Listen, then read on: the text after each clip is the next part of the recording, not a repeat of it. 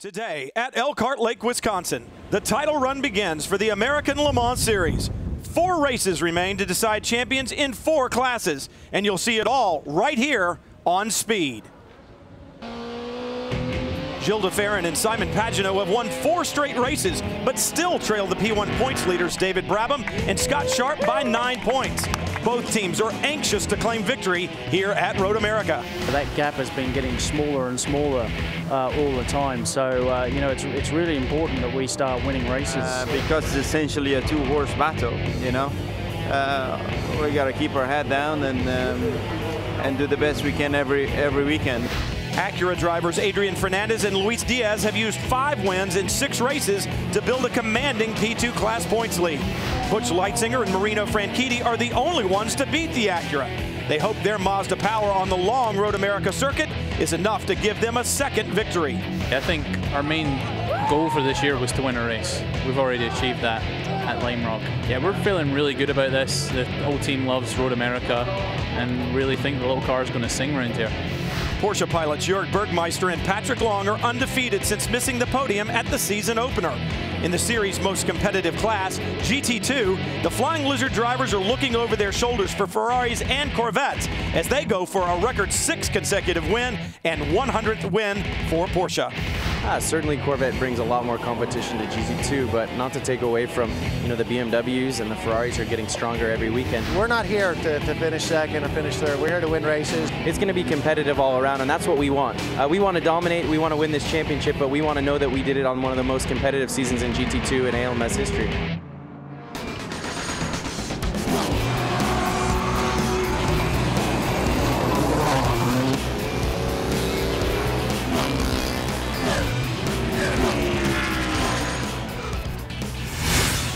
Welcome to Speed's live coverage of the American Le Mans Series, the Time Warner Cable Road Race Showcase from historic Road America in Elkhart Lake, Wisconsin. Hello everyone, I'm Brian Till along with Dorsey Schrader, Calvin Fish, and Jamie Howe. Cars are on course, so let's get straight to the headlines, Dorsey. First up, fuel mileage and length of track. This is a long racetrack, Brian, at just over 4 miles in length. It can be your friend if you're broke down in pits. It takes a long time before you go a lap down. On the other hand, it can bite you. If you're broke down on that racetrack, it's a long way back to the pit lane. And you certainly burn a lot of fuel to get back around. Title runs and underdogs. A lot of titles up for grabs, no doubt, but the underdogs here are pretty strong. Look at BMW. Ray Hall Letterman Racing, yet to win, but they're really fast here today. Also, Greg Pickett's Team Side of Sport, him and Klaus Graf with the Porsche Spider can pull an upset. And weather, we've got storms in the area. We'll have to see if we get any rain. But as you look at the Acura starting grid and the speed strip at the top of the screen, we'll take a moment to introduce you to our 4 class pole sitters. Hi, I'm Simon Pagenaud. I live in Montmorillon, France. My name is Gilles de Ferran. I'm originally from São Paulo, Brazil, and I currently live in Fort Lauderdale, Florida. Marino Franchitti, Edinburgh, Scotland. Butch Leitzinger, Rebersburg, Pennsylvania. My name's Joey Hand. I'm from Sacramento, California. Hi, I'm Bill Arberlin from Redondo Beach, California. I'm Guy Cosmo, and I'm from West Palm Beach, Florida. My name's John Baker, and I'm from New York City, New York. Now, you may have noticed 2 new marks on the pole here this weekend. For more on that, we'll head to pit lane first with Jamie Howe. Well, Brian, in talking with Marino Franchitti after getting that first pole for Mazda, he said it's almost as exciting as that first win at Lime Rock. He said qualifying is based on raw speed. It's just the car and the driver, very few other variables, and because of that, it is so special. But Calvin Marino's not the only one to get that first pole. That's right, Jamie. In GT2, it's Joey Hand in the BMW qualifying on the pole and leads an all BMW front row sweep. As Joey had the fastest lap and fastest race in at Mid-Ohio, no surprise there. The BMW has certainly found their sweet spot, Brian.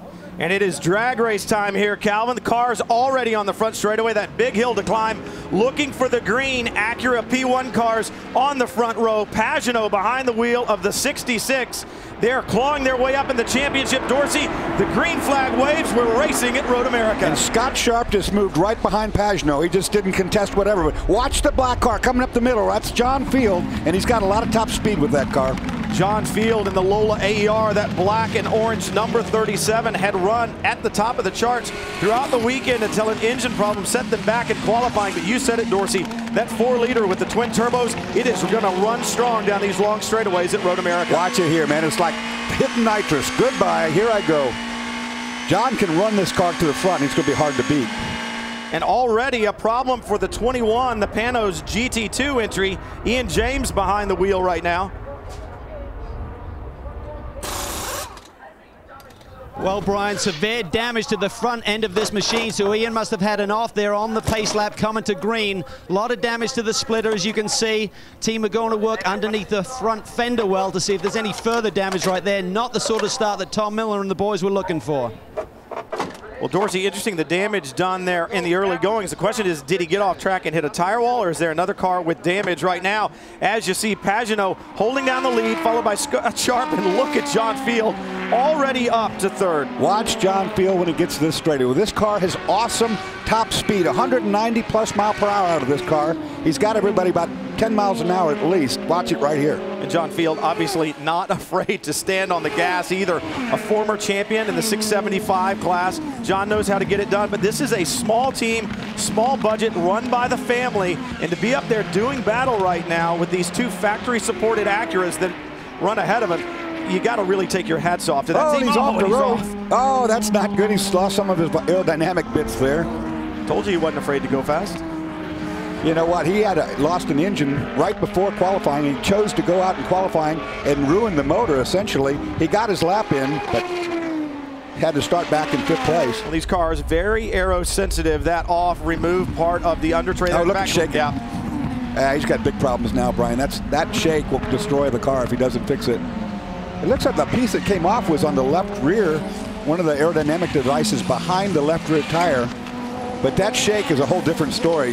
That's the under tray damage, I think, from being off-road. I was going to say, it must be the under tray, and it starts to really vibrate. You see right now Scott Sharp weaving back and forth. Remember the Acura, the P1 entries, all 4 tires are the exact same size, the exact same tire, in fact, and it takes those front tires a while to get up to temperature. So Scott Sharp trying to find temperature, one of the coolest days we've had here at Road America, trying to get those front tires to work. We'll take a look here what happened to John Field. Actually, that was at the start. That was what happened to the Panos. Got into it with the GT car, the Ford GT. That's David Murray behind the wheel of the Ford GT. They had run so strong here in the last several races, really showing the development of that Ford GT. But problems there at the start as it stacked up coming into turn 14. Field, though, soldiering on and really hasn't lost that much. But you said it, Dorsey, that vibration is not going to go away. No, and I've got to assume that's caused by the under tray getting separated from the bottom side of the car. When you see it, watch here in the brake zone, it really just shakes terribly. Pagenaud, it didn't do it. Pagenaud through 16, or through turn 12, I should say. Canada corner. Field able to hold on to that car even with the big off. You watch him coming through turn 13. Well, he just got real wide, Brian, and now he's in trouble. Goes across that access road, comes back on. You see the bit up there in the grass that he lost off the back of the car. But I think this vibration at the front is definitely going to be some sort of damage caused by being off the road right here. That's a rough ride, believe it or not. Dunlop tires on the Lola that they're running right now. It takes them a while to get up to temperature, and John just really going for it. Right there in the braking zone is where you really see it, Dorsey. I don't see it at speed under acceleration. It seems to be more in the braking zone when it really picks up the vibration. Yeah, when it gets hard on the brakes, look at right there, you can see it start shuddering really bad. And that's quite violent if you ever had a car do that to you when you're inside the race car itself. It's shaking so hard. These are very stiffly sprung race cars. Well, it looks like the top speed of the Lola beginning to close down a little bit on the Acura in front. Scott Sharp not able to pull away. In fact, John Field really closing down on Sharp. Well, Brian, he has a very fast race car here. They made some changes in the last couple of race weekends. Some new compounds Dunlops have brought to the racetrack have really improved the car's balance. And under braking, the car's a lot stronger now. They switched to a different brake compound as well. I just spoke to the team. They said, John just said I had a rough ride out. They're going to stay out there. But he is one of the bravest drivers in this field. Spoke to him earlier this weekend. He said, I don't care about these front-running championship teams. I'm going to be going for it all day long. Yeah, John Field certainly knows how to get it done. We said he has won in the 675 class, so a former champion in the 675 class. They moved up to P1 over the last couple of years, just looking for more speed, I think, for John. He just wanted to go faster, sharing that seat with his son, Clint, who's also a champion in P2. Now you go to P2. You're on board the 16 right now. It's Mazda's 1-2. This car had a really big crash yesterday in one of the practice sessions, got off, Guy Smith behind the wheel and got into the concrete barrier. Some damage on the left fronter. He's carrying a cone. He's got one of the cones stuck to the nose there. They did a great job. The Dyson crew did a wonderful job yesterday putting this car back together and getting it out for qualifying. We'll take a look at that wreck yesterday. It was actually quite a hard hit in the concrete wall, and it happened right in this corner he's in right now. It comes through turn 7. No, this is turn 7 actually. Pretty good lick. Yeah, it hit with the left front tire and then slapped. Watch it here. Gives you a great idea how hard it did hit. Those guys changed both the front and rear suspension in 20 minutes to get that car out for qualifying. Great job by those mechanics. 16 running well now, though. Simon Pagenaud continues to lead overall. Some great stuff. We've covered the prototypes for you. When we come back to Road America, we'll take a look at the GT2 class. Pagenaud leads overall. And the beauty of Elkhart Lake and this racing circuit, it cannot be understated. We'll be back to Road America. More American Le Mans Series action right after this. Stick around.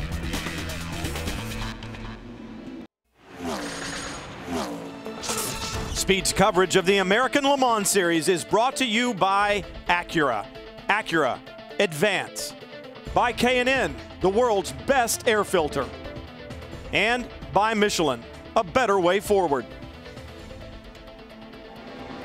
Good crowd on hand here at Road America this weekend. The weather's been fantastic all weekend long. A little bit of cloud today, some weather on the horizon perhaps, but for this man right now, Simon Pagenaud, trying to win yet another. It would be 5 in a row. He and Gilles de Ferran have just been magic in this Acura Aero X2, the P1 leader here right now, but other great battles around the racetrack. Take a look at this, Dorsey. You see the 2 BMWs flash by. Remember, they qualified on the pole, but that is the GT2 battle right there, at least 6 cars strong. That's the first through everybody category right there. They got the whole field of them coming. Well, the BMW is certainly looking strong in the race too, Brian. We talked about Joey Hand qualifying on the pole here. That's the first non-Michelin GT2 pole since Road Atlanta back in 2005. The irony, it was Billy Oberlin behind the wheel of a Pinos that day. But right now, Joey Hand has said this BMW is so balanced around this racetrack. He spoke to you and I last night, Brian, about the fact that it carries such good mid-corner speed, and that's a real key around here at Road America. And when he does come down in the pit lane, Bill Oberlin said his secret weapon is this all-star crew that they have with Rahal Letterman. You watch these cars as we go through the carousel here, and look how flat they are, Brian. You don't see any body roll. You don't see any dive when they get on the brakes, when they get on the power. They've got this car completely flat and balanced. And this, the kink, daunting speed through here. Take a look at GT2 points right now. Jörg Bergmeister, Patrick Long on top. Bergmeister going for a 4th championship. It would be a 2nd for Patrick Long. But the thing that's important is these BMWs run up front. You talked about underdogs earlier. These guys fall between, let's say, Patrick Long, Jörg Bergmeister, and the 62 of Jamie Mello and Pierre Capper. It's going to help Bergmeister along with that point. So they're out here to win races. Certainly, they don't care about the championship because they're out of it right now, the BMWs are. But they are certainly in a position to take points away. So are the 2 yellow Corvettes. Remember, just the 2nd race in GT2 competition here in American Le Mans Series. And they, too, can separate that Porsche, that Flying Lizard Porsche, from the 62. That number 62 Ferrari of Jamie Mello and Pierre Capper, they're really struggling this weekend with the top speed. I talked to their team manager, David Sims, this weekend. He said they're down at least 5 miles an hour on the straightaways. It's really hurting them this weekend. That team is praying for rain. It's one of the best equalizers in all of motorsports, and their fingers are crossed. Great battles throughout GT2. We saw the Ferrari struggle a little bit at Mid-Ohio with that top speed as well. Seems to have carried over, but a great battle in GT2. There you see right there the top 6 cars. Another great battle on the racetrack. The American Le Mans Series Challenge class right now, the 57. Melanie Snow out in front. She and her husband Martin have won 2 of the events so far and actually led at Lime Rock before they had a dead battery. They're doing a great job. Where is everybody else? I don't know where they all are, but I don't know about that husband and wife driving together thing. I don't think that will work in my case. And in this case in particular, Dorsey, it's not going so well. Melanie does not like the car that Martin has set up for this weekend. And because they are running 2 other races in that Patron GT3 Challenge, it's important that Martin is happy with the car, and Melanie just has to deal with it. She said it's getting a little bit better coming into the race today, and that's why she's in the car first, so Martin can bring it home just the way he likes it. Well, I'd say she's dealing with it pretty good right now, Dorsey. You see some of the prototype traffic coming by. You see the 12 flash by right now.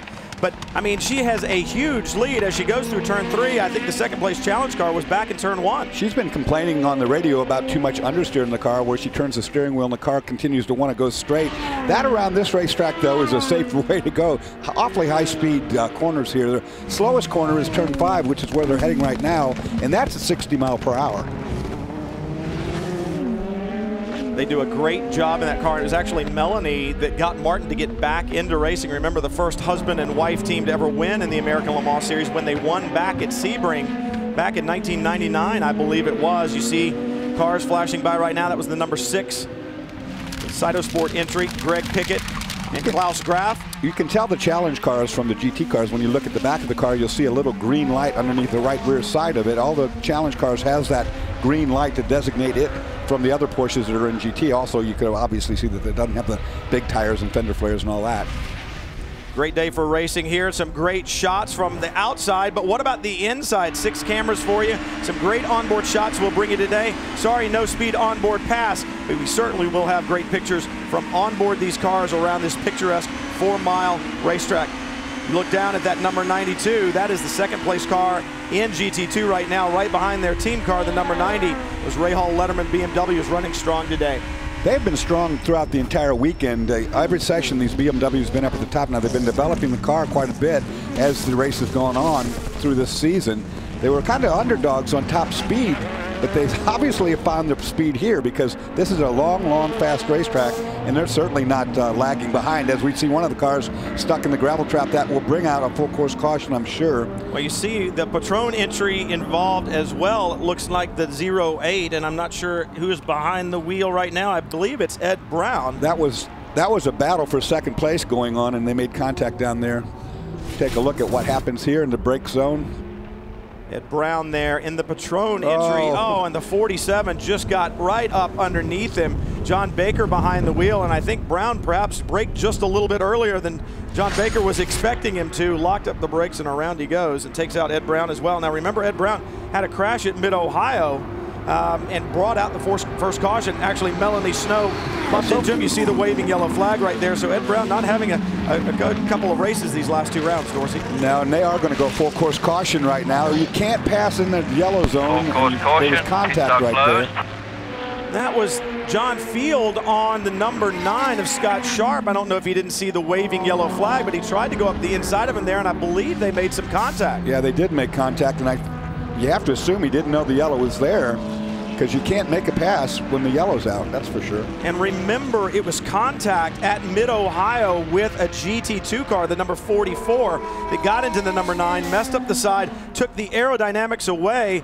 and kept David Brabham from really mounting a charge late in the going to chase down the 66. So very disappointing to even have this contact that early on, even if the car's okay. Now watch back down the straightaway. They're side by side. Oh, well, see, he's actually made the commitment to make the pass before the yellow. He didn't see the yellow in time, but that doesn't make you, less wrong. Yeah, there's your contact right there. Just a little bit of contact, and these cars are pretty stout, but if you hit them in just the wrong place, you will create some damage. That's what we saw at Mid-Ohio, and that damage to the number 9 was significant. It tore out a large section of the undertray. Scott Sharp and David Brabham told me they lost about 15% of the total downforce, and it biased then the downforce 3% towards the front, so the car was very loose. Action early on at Road America. Great to see. Simon Pagenaud leading, but what about the BMWs? They run up front too.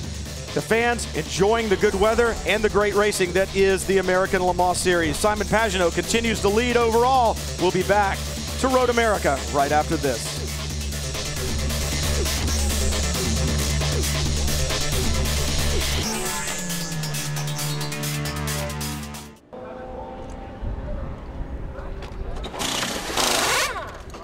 Welcome back to Road America. We talked about the length of this racetrack and fuel strategy under the first caution. Simon Pagenaud is elected to come to pit road.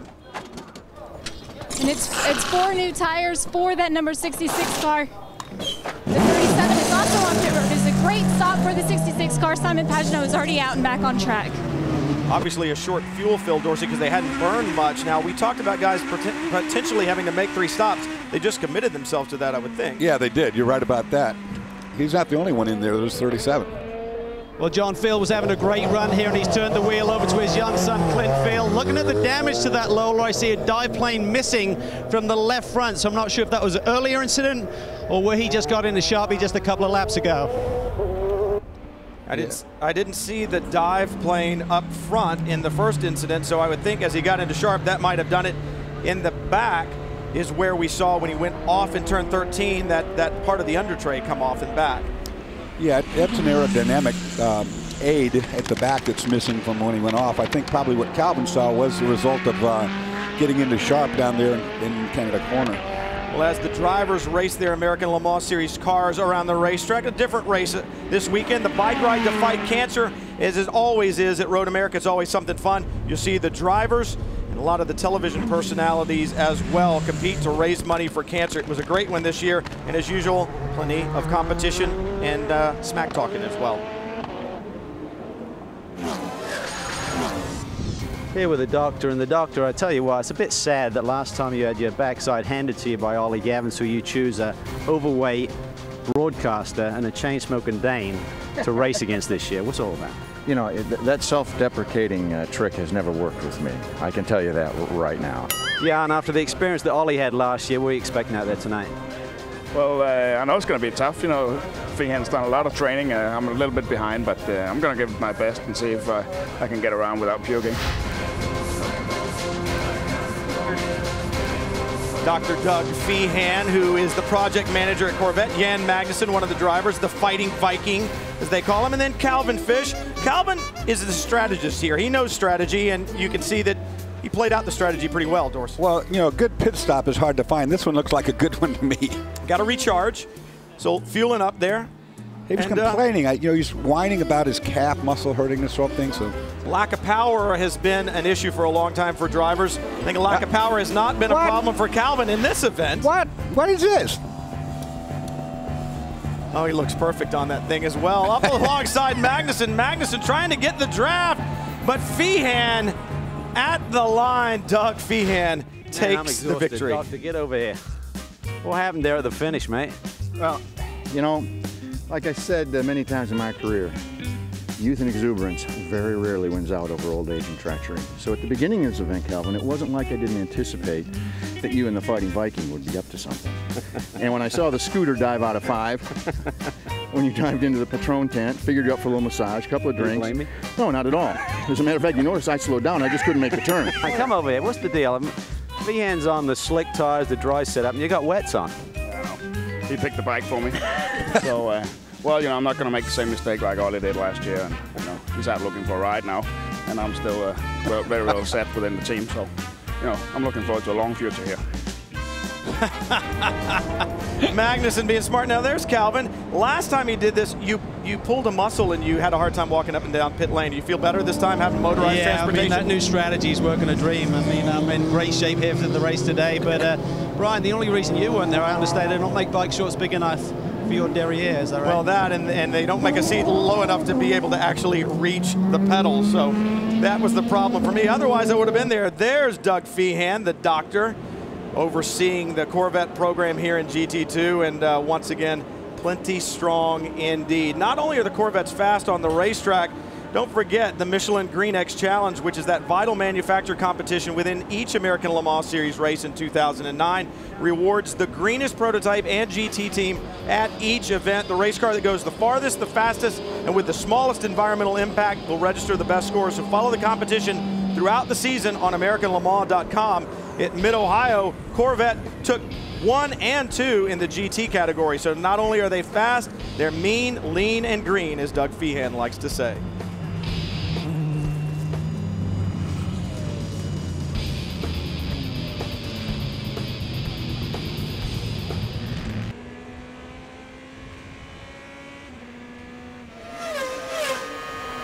Next Sunday, Formula One returns to speed for the European Grand Prix. See if Jenson Button can cement his lead in the championship with a pair of Red Bull Warriors nipping at his heels. Live coverage begins next Sunday, 7:30 Eastern, only on Speed.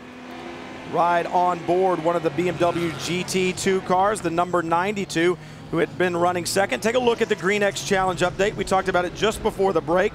Right now, as it stands, the number 9 Patron Highcraft car out in front of the Lowe's Fernandez Acura P2 entry, and then the number 6, the Porsche RS Spider of Team Saito Sport. That's in prototype in the GT category. Ray Hall Letterman in the number 90 BMW out in front of the 2 Corvettes. Remember, the Corvettes won the GT2 Challenge and the Michelin Green X Challenge at Mid-Ohio. 90, the BMW on pit road. Cal? Well, these 2 BMWs just caught a huge break. They got split from the rest of the GT2 field by the pace car, Billy Ortman. Trying to get his car fired up. Remember, he stayed on the hot tires right there, so it's hard to get wheel spin. But the lap before, Tommy Milner came in the sister machine. But this is a big break for these BMWs, looking for their first win, of course, and this is one of the issues with the GT2 field. As competitive as it is, if we do see that full caution, Dorsey, it's splitting this field out. Yeah, it's an unfortunate thing that happens when you run bike more than one class. The overall leader, of course, would have been the car that would have been behind the pace car at the point. Let's say the overall leaders here and the BMWs are back in here. Well, the overall leader makes a pit stop, and as a result, the second place car becomes the first place car. He's back here, so the BMWs essentially get 9/10 of a lap. This is the course map. It's 4.048 miles long, 14 corners, awesome speed. That's what I'll say about this place. You're 190 mile per hour as you go here. Turn 5 is the slowest corner. It's at 60 mile per hour. This is a great racetrack, a lot of passing opportunities here. And it is one of the more picturesque circuits that you'll ever see. Uphill, downhill through the Kettle Moraine Forest here in Wisconsin. Beautiful, beautiful. And the neat thing about it is this track has been here since 1955. And while it has had improvements to the facilities and some of the safety features, the layout of the circuit has not changed. And that cannot be said for a lot of the other iconic road courses here in the United States. You see the number 9, Scott Sharp, behind the Patron Acura leading, and then the number 45. But the leader in GT2 is not that 45 Porsche. They've all gone all the way back around, Dorsey. And of course, both of the BMWs got a free fuel stop, so they got full fuel right now, which the other cars don't. And they're at the tail end, getting ready to put a lap on the rest of the field. Cal? Down here with Bobby Rahal. Bobby, a good day just got better there with the pace car. You know, we've lost out I don't know how many times this year getting caught between the leader in our class and the pace car, so we got an early Christmas present. I know you love Mid-Ohio, but this place is special to you as well. What would it be like to get your first win with the team in GT2 here today? Well, it'd be great. I love this track. This is one of the best, if not the best, in North America. So I'll get right back with you. All right, mate, best of luck. Well, you saw when the cars came out of pit row, the number 92 car stopped first and actually got around and got in front of the 90, the pole-sitting car, back to green. The 9 flashes up the hill. Scott Sharp is not waiting around. But now we've got 2 very different pit strategies. Scott Sharp leads because Simon Pagenaud in the 66 dove to pit road and did this early fuel stop. So 2 very different strategies right now.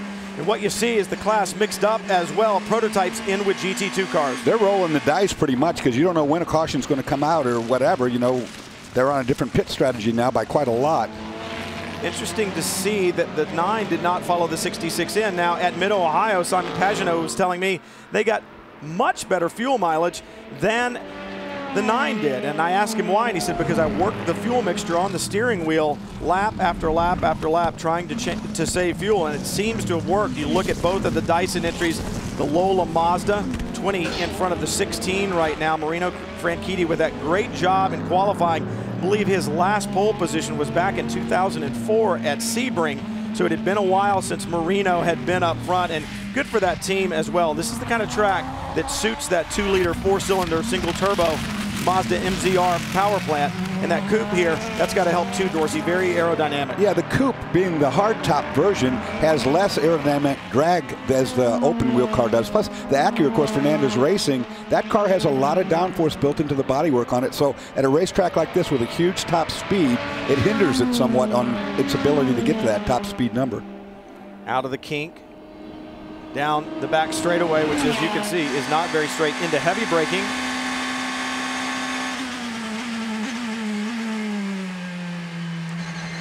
Canada corner up to turn 13, this fast left-hand sweeper. There used to be a bridge right here. That's where John Field got off earlier, and we saw him bounding through the grass right off to the right there. It's a pretty scary corner. As you know, when the bridge was there, it was a blind corner. Now with the bridge gone, you can at least see that you're going off the road.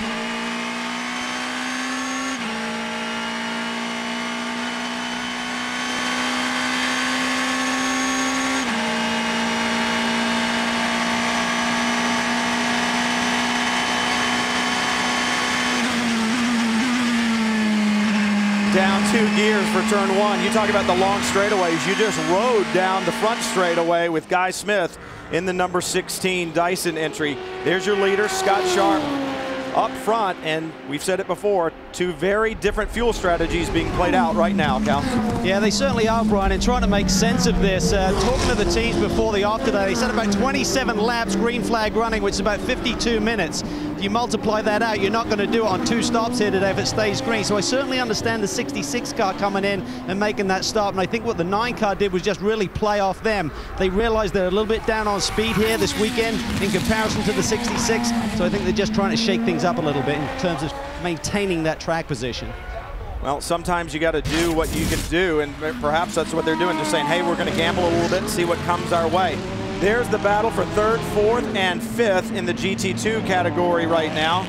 The BMWs, remember, the big jump, but the 3rd place car, the 45 of Jörg Bergmeister in the Flying Lizard Porsche, then the 1st of the Corvettes, Jan Magnussen behind the wheel of the number 3, followed by that beautiful red 62 Ferrari of Jamie Mello. And these guys would be well advised not to mess with each other too much right now and not race each other really hard, because behind them those 2 BMWs are coming, and if they catch him, they're going to put him a lap down. They've got 3/4 of a lap already, so the BMWs hoping for another caution perhaps, and that would cement the deal. But don't forget, you never know where you're going to be or where the leader's going to be if a full course caution comes out. You know, the caution giveth and it taketh away. These guys could get a wave by 2 and be right back around. We still have a long way to go from here at Road America. Just about 35 minutes into the event right now, so another 2 hours and 10 minutes to go. Anything can happen, but this team, the Flying Lizards, the 45, looking for that 6th win in a row in GT2. No one has ever done that in the history of the American Le Mans Series. Jörg Bergmeister looking for his 4th championship. This team has been magic this year, Dorsey. Yeah, but they've got a long way to go with that BMW. First of all, the BMWs were 1st and 2nd. They were running 1-2, and now they've got almost a full lap lead. So it's going to be hard to beat that combination without a little help. Round 7 of the American Le Mans Series continues from Road America. It looks like the skies have parted a little bit. The weather has turned good. But for Scott Sharp, right now, it's smooth sailing. And Marino Franchitti, what a great pole. Can he take Dyson's 2nd win? We'll find out. Some beauty shots from around this area. If you've not been here, make sure you come and visit sometime. And while you're here, come to Road America.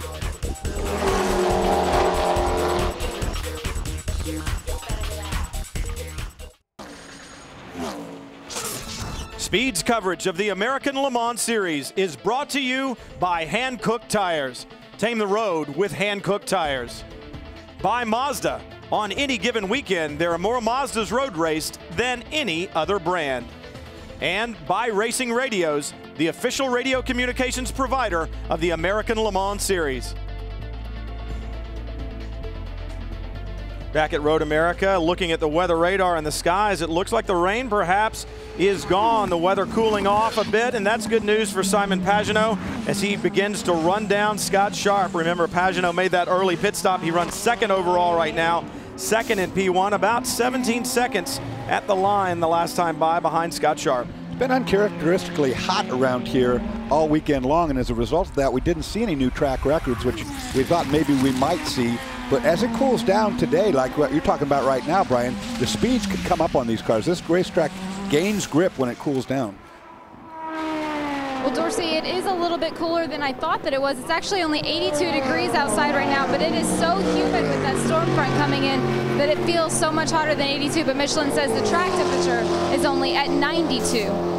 That's good news for the tires too, because one of the things that you do is you punish the left side tires around Road America. The carousel, such a long duration corner, turn 1 very quick, and so you run typically a harder compound over there on the left. This weather is going to be good for the tires. Yeah, it gets happy around here when it gets cool. There's no doubt about that. The racetrack picks up grip, tends to be real slimy when it's hot like it has been all through this week. You rode on board a Mazda down the front straightaway. What about an Acura with Simon Pagenaud?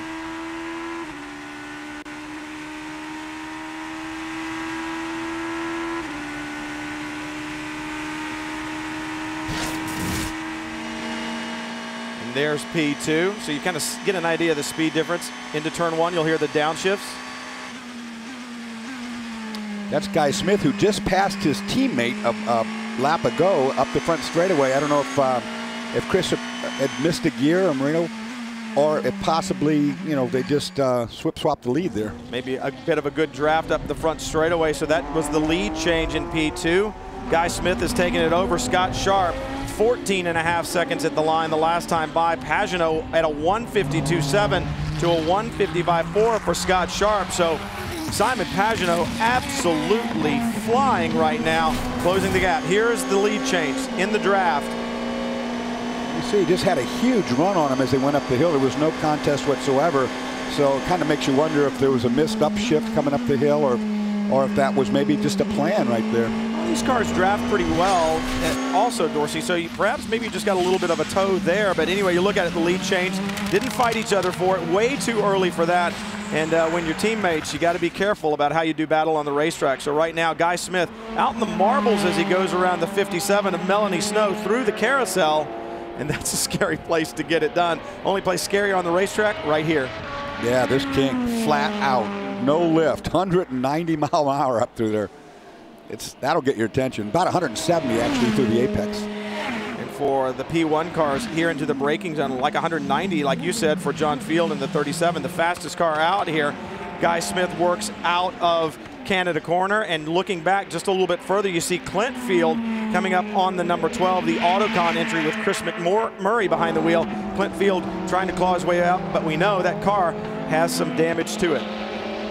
Well, Brian, this is the little team that always seems to get the job done. John Field, a great opening stint once again. Talk us through the action there in the early going. Yeah, you know, the Lola's really good here through the arrow, and thought I got a run on Sharp, and I was a little optimistic there and went 4 off, but kind of clawed our way back into it. The car's handling really good. AER is really strong today. Looks like Clint's ready to pick off another one. So. You're saying turn 13 on the first lap, coal ties it not flat. Yeah, I'm going to try it a different way the next time. It was fun, though. How's the car now? Is it still in good shape? Can you make a run at the end here? Yeah, you know, we're just trying to, every time there's a question, we're going to make a pit stop. Our fuel strategy, you know, we use a little more knackers, so hopefully we can be in the fight at the end. I can get back in and see what we can do. All right, mate, it's fun to watch. All right, thanks, man. Of course, that was a replay of John going off.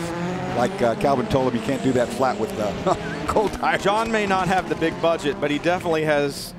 He has a lot of fun. Big guts. He has a lot of fun. We'll say that, because certainly he is not afraid to go. You see him working their way past the number 16, the leader in the P2 category. That is the number 12, the Autocon entry behind, with Chris McMurray behind the wheel. McMurray, a former winner here at Road America in 2005 in the P2 category. So that Autocon team, another small team, they can get the job done, especially when you come to racetracks like this. They're perhaps a little more suited for this Lola AER package. Well, we know it has huge top speed potential, so it is a good racetrack for it, because that car has got 10 or 15 mile per hour on the Acuras, which have a lot more downforce, but with those big front tires, you know, the rolling resistance is a lot higher than a regular small, tighter car would be. McMurray really closing up at the end of the straightaway on that P2 entry with Guy Smith behind the wheel right now, turning in for turn 13. Starting to see a bunch of spent rubber coming out of these cars too, Brian. You know, it's the rubber that gets picked up on the tires. You saw that outside pass that was made in the carousel, and you can see all the spent rubber out there. This could be an issue further in the race as those balls of rubber start laying around on this racetrack. One of the problems that McMurray and the Autocon team had this week, you see him work his way by with that top speed around Guy Smith, was they had a problem overheating the gearbox. There is a heat exchanger in the back that helps cool the gearbox, and it had failed, and they were trying to cool it with just radiators, and that wasn't getting the job done, so that had an overheating gearbox. Not a lot of time on the track, but McMurray doing a great job. And you see the top speed differential between the Dyson car, and that'll aggravate Mr. Smith. He won't like the fact that he got repassed again there. But it's interesting, Guy Smith has pulled out quite a bit on Marino Franchitti. You look a little bit further back in the picture, and it takes a while before you ever see Marino Franchitti come into the shot, so he's dropped back a little bit from Smith. I don't know if he's got a problem or perhaps just settling into a pace. Well, that pass that he made up the front straightaway made it look way too easy, so I am starting to wonder if there's a problem on that car, because he, like you say, has dropped back considerably once the pass has been made. McMurray putting some distance between himself and Guy Smith, so McMurray up to 4th overall. That's a great run for this Autocon program right now. 3rd in class.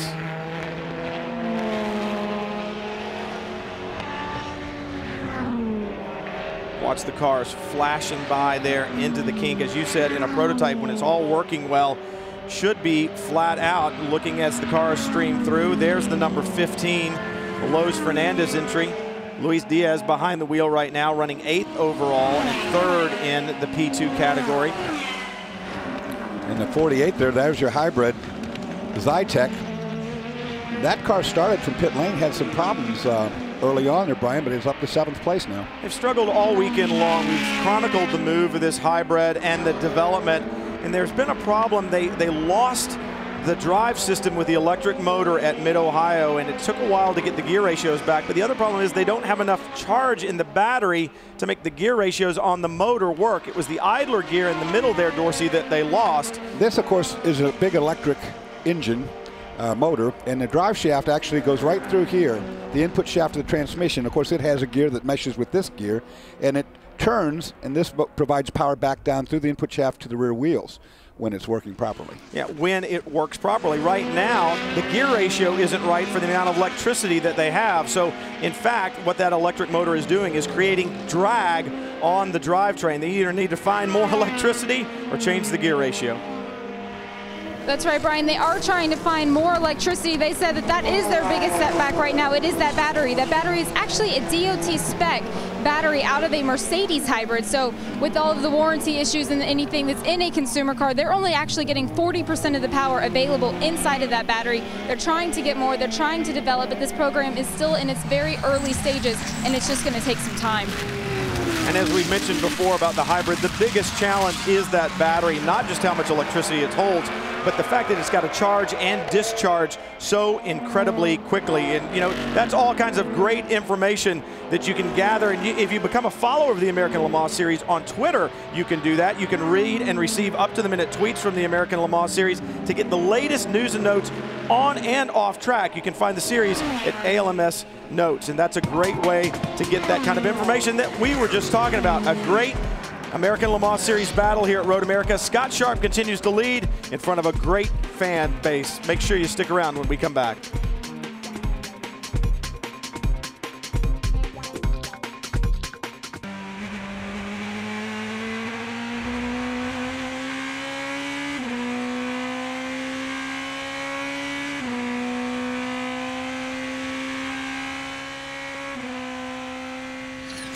Rev up your night with Big Block Thursday on Speed. First at 8, Pink's All Out heats up the Heartland at Indy. Then at 9, the Wolfpack chases a wanted drug dealer on Jack. Then Wrecked at 10. Bad Luck strikes O'Hare, sending crew into panic mode. Big Block Thursdays begins Thursday at 8, only on Speed. Right now, you're right on board the 92. Tommy Milner leading the GT2 categories. And the BMW's strong all weekend long. Joey Hand with that great pole run in qualifying.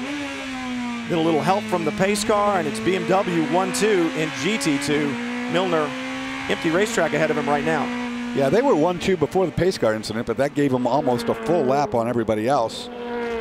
Both these cars have been running really good, like I said earlier. All weekend long, they've been at the top of the sheets as far as speed goes.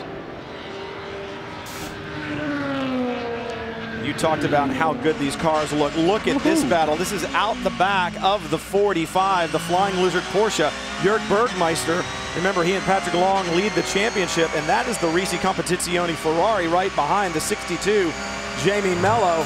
They had been talking about that Ferrari being down on top speed, but he certainly at least has the handling through the back portion of the course to stay with Jörg. Let's ride on board and see what happens down the front straight. We got Olivier Beretta back there too, also in the Corvette. That's the third car.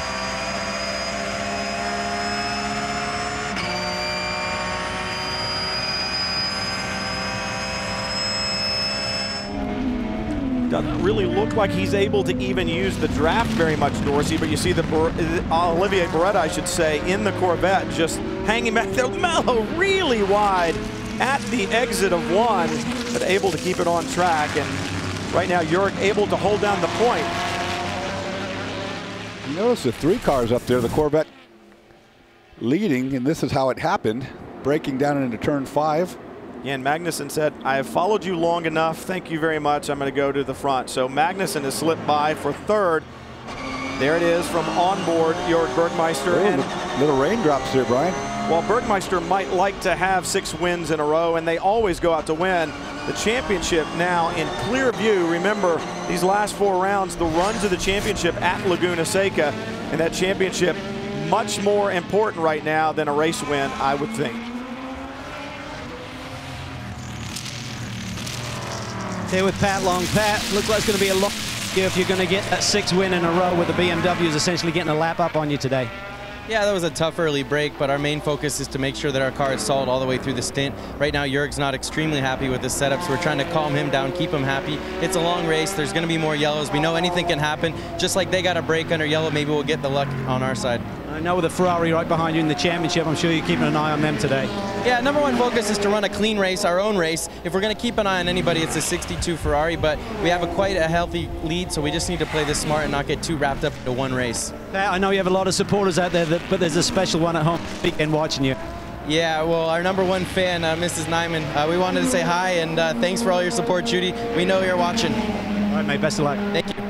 Well, they talk about their main competition being the 62. Beretta has gotten past Mello in the Corvette, and they are having quite a tussle right now. Yeah, they are. Beretta got by, but there was a lot of side-by-side, I think maybe even a little swap in paint that was going on. It looks like Mello got the worst of that coming onto the front straightaway. You see a good speed comparison right there as they're passing the Patron Challenge car. They're not that much slower in the straightaways, Brian. They're almost equal as a GT car. I think you got to give a little bit of a heads up to the Corvette. It looked like they had maybe a couple of miles an hour, but Mello able to stay with them. The strength of the Ferrari here, they say, is the handling. Next year, you won't see the Ferrari looking like this. It will move up on the restrictor table, so to speak.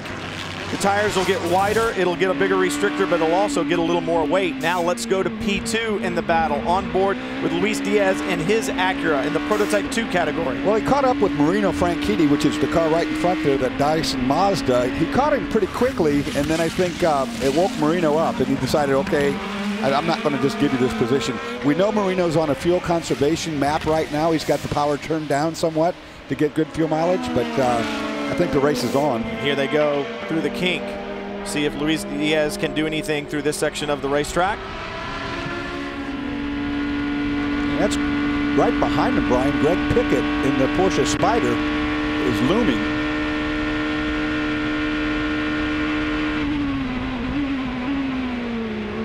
Great sounds from onboard. Diaz absolutely flat through the kink and trying to give chase, but as you said, I mean, you got Greg Pickett back there, and what a great job by Greg Pickett. You know, he said, I know I'm not as fast as Klaus Graf in this car, and I'm going to be a couple of seconds off, and it might be hard for us to contend here. And then we said, but Greg, if you stay reasonably close, it's a 4-mile lap. The chance of going down a lap is pretty slim here. You got to stay close, and I've never seen a smile on anybody's face like Greg Pickett's. He is definitely smiling behind the wheel of that Porsche, and stay close. He's right there with him, Dorsey. He's not dropping back at all, it doesn't seem. No, he's really enjoying this car. Of course, longtime Trans Am competitor and former champion. You know, now he's in a prototype car, and he's loving life because these cars do everything good. And he's loving life because that last time by, he turned a lap time that was a 1/10 of a second faster. But now let's go up front to the overall lead. Scott Sharp has it. Simon Pagenaud wants it. Pagenaud's been the quickest guy in these cars at the last several races, including here, of course, sits on the pole. I don't think he'll be behind Mr. Sharp very long. Sharp flashing the lights onto the front straightaway. Perhaps Pagenaud got a better run. Is Scott saving fuel? Is he running as rich as he can? 3.5 seconds was the difference the last lap. It's certainly not that now. Sharp defends to the inside. Oh, and the lap car has really took the advantage away. So it'll be interesting to see what the fuel map is on the 9. Are they just running a little bit lean, chopping down the power a little bit to save fuel? They're going to need to do something because Pagenaud is there. Pagenaud is there, Brian, and I spoke with him earlier this week, and he said Road America really has a special place in his heart. This is the site where he clinched that 2007 Atlantics Championship that caught Gilles de Ferran's attention, and now that Gilles is in his retirement run, he needs to keep his attention in order to make sure he's got that #1 driver spot for next year. David Brabham looking on. Remember, this is not only the fight for the win here today, this is the championship battle. Dust being kicked up in turn 7 by GT cars in front. Brabham and Sharp have the lead, but only by 9 points. They cannot continue to finish second. They need to win at least one more race. The BMW chops across the bow. That was close. You wouldn't want to make contact right there. This is such a fast corner. This goes on forever and ever. Sharp a bit balked. Pagenaud with a run, but you can't do it at the kink. And talking to David Brown before the green flag today, he said they got the car a lot better in the warm-up, Brian. It was low-speed grip they were looking for. They got that fixed, but he said the high-speed understeer is still there, and that's such a big part of this racetrack. So Sharpie's just trying to hang on here. Doing battle with GT cars as well. Pagenaud all over right behind him. You see him working on the Ferrari, and right behind the Ferrari, the BMW. So that just shows you that wave by on the pace car has really been advantageous. The Ferrari right now, Dorsey, sits 6th in GT2, and the leaders are about to lap him on a 4-mile racetrack. That's what I was talking about. When those guys start racing against each other, their lap times go low, and these BMWs are the fastest cars out there to begin with. So once they get by the Ferrari, that's going to be one lap down. It's hard to come back from. Sharp clears the Corvette on the entry into 1. Pagenaud has lost a little bit. We understand that Sharp will come to pit road the next time by. Teams able to monitor the other team's radio communications. Do they know that? Did they tell Pagenaud to back off? Look at Sharp working through GT traffic. Threads the needle up the straightaway at 160 miles an hour. That's interesting. Lights flashing. You think you've got 4 miles to work with. You're not going to end up with that much traffic. On this lap. We are pitting on this lap. Hear him on the radio.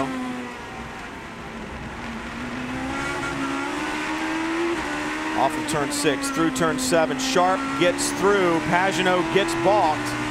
This is where all the cards are going to get played. The first card that was laid down by the 66 with the early pit stop. Sharp will be coming to pit road this time, we're being told. And he'll try to get this lap to be a blazing lap because he knows he's coming in, so he wants to run as hard as he can, try to get any advantage he can on Pagenaud. There's not much there, though. Through the kink. As I said, 4 miles of racetrack. You'd think with 25 cars, you'd have plenty of room to operate. It's amazing. You always catch him at the worst time. Marino Franchitti from the pole to pit road right now for his first stop.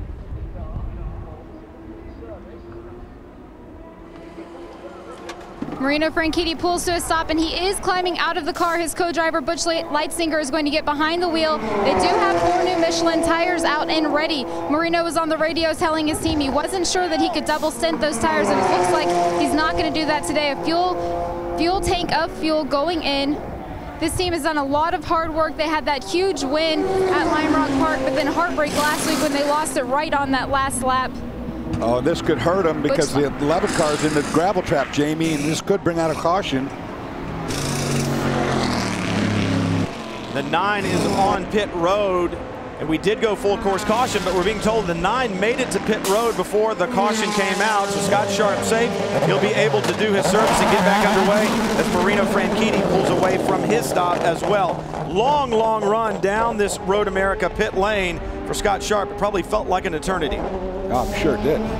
Well, it really is, guys, because there's about 40 seconds just driving down pit lane is the time that it costs you, and this should be about a 40-second service for the Patron boys. It'll take about 30 seconds to get this 90 liters, about 23 gallons of fuel in the tank. Driver change can be going on whilst the fueling's going in, and then the team will go to work to change these 4 tires. 4 tires, 4 Michelin's going on. It looks like we see 4 tires over the wall. Remember the strategy they pulled earlier in the year? We're just going the 2-tire stop, and no, definitely a 4-tire stop here. Should be about 10 seconds. Remember, these 4 tires are all the same size, and these are heavy beasts. It's about 45 pounds that these mechanics are loading around the car. A little bit of a delay on the racetrack.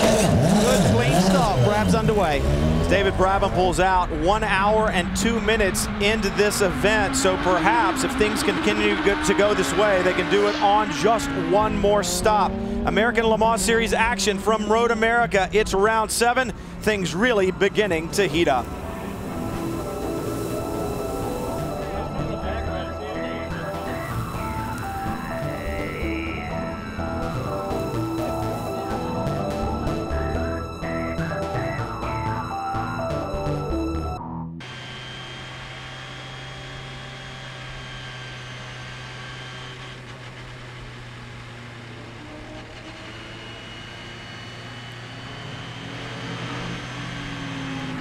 Round 7 of the American Le Mans Series continues from Road America, Elkhart Lake, Wisconsin.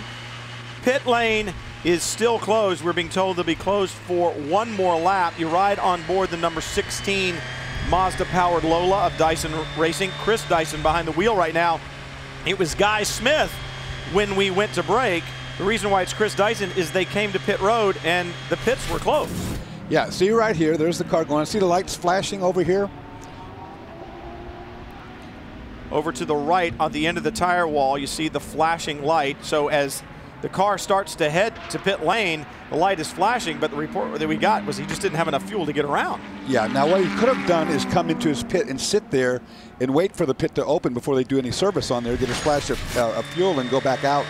But by working on the car, they put themselves in a penalty situation, and the penalty in essence is going to cost them a lap.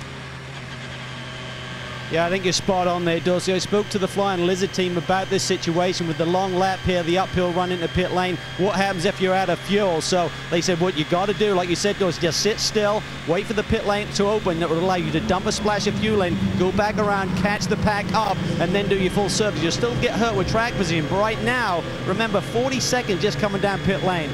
Yeah, and this penalty is going to be a lap penalty. 66 on pit road, Simon Pagenaud, who is the leader on pit road. Jamie? Simon Pagenaud just climbed out from behind the wheel of the car. Gilles de Ferran getting in. You know, we talked about Gilles is retiring after the end of the season, so every time he gets behind the wheel of a car, it will be the final time that he's behind the car at that particular track. The team is strapping him in right now. Fueling is complete. He's up on the jacks. 4 new Michelin tires are going on. This is well orchestrated. This team has been practicing their pit stops. They don't want to lose any time in pit lane. He said, trust me, when it comes down to the race, we are fighting tooth and nail for every second. Calvin? Well, those number 15 is also in, Jamie, and this is just perfect execution by this team once again. They won 5 out of the 6 races this year, and what a masterful piece of strategy they used at Mid-Ohio to jump out ahead of the overall leader and effectively gain a lap on the Dyson cars there. But right now, they're just very patient. Remember, this Acura does not use a little bit of a delay here. The left side of the car is not up in the air, but enough for the wheel to clear, which is the important factor, not delaying the wheel change. Remember, this Acura gets a little bit better mileage, allowing them to stay out there without running out of fuel, stopping when pit lane was closed, like the Dyson machine. Tom Anderson and the boys there at Los Fernandez Racing have been calling great strategy, as you said, Calvin, all year long, and they've used that to their advantage. What a winning streak that they have had. Can they do it again today? Can they play the strategy and the fuel and get to the end and take yet another victory, or will Mazda steal it away in the P2 category? We'll have to find out. And what about Gilles de Ferran? That emotional win at Mid-Ohio. He had never won there in his career. He's never won at Road America either. Will he take the victory yet today? The championship on the line, so are bragging rights here at Road America when we come back right after this to round 7 of the American Le Mans Series.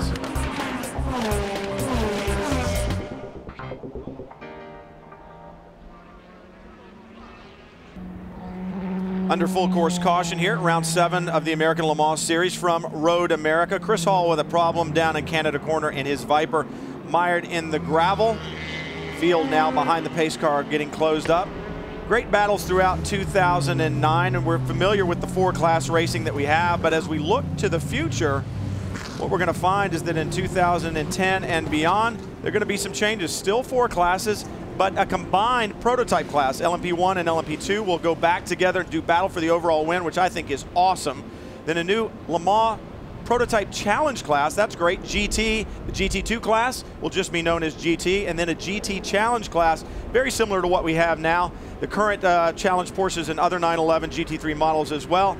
That's my take on it, but let's talk to the man who actually helped design this, the one who oversees IMSA and the American Le Mans Series, no other than Scott Atherton. Scott, great to have you in the booth. It's always good when you're here because obviously you're much more eloquent with your speaking than both Dorsey and I. But tell us about the new classes here and the reasoning behind it. Well, it's, you know, to put it in very brief terms, the world's changed. And we spent a better part of 3 months meeting with all of our manufacturers, most of our team owners, promoters and the like, and took all the data that was extracted from those tours and boiled it down to what we felt were decisions that had to be made. And really what we've done is taken the best of the American Le Mans Series and our relationship with Le Mans, and then made some adjustments that make it best and better for the American Le Mans Series. And I think 3 of the classes are very straightforward. We've seen Prototype 1 and Prototype 2 classes battle each other for the overall wins in the past, so that's awesome. But the one that's new is this Prototype Challenge category. As we watch the GT2 leaders come on the pit road, we'll cover some pit stops real quick, and we'll let Scott explain this new Prototype Challenge category to us. And it got busy down there very quickly.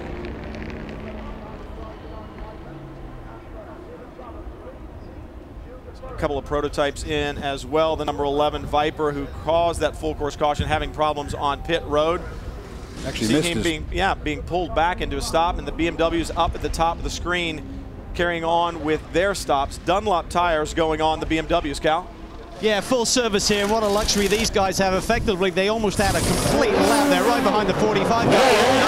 90 beats the 92 out. Billy Oberlin talked about his secret weapon. Boy, that crew worked magic right there. Corvettes are right there. The Ferrari beats the BMW out. That should put them back on the GT2 lead lap. And that is big, but what may be even bigger was that tire that was hit by the 92 in his quest to get out of pit road before the 90. Yeah, no doubt about that. We saw that clearly. The 92 made contact with the tire, which had not yet been picked up. That could pull a penalty. Spectacular stop on the part of the 90. Joey Hand behind the wheel right now. Take a look. And you see, it's got one of the tires, but that tire gets clipped right here. Boom. Solidly. So Joey Hand sneaks by there. Hand, remember, what a great job to qualify on the pole, and both BMWs up front.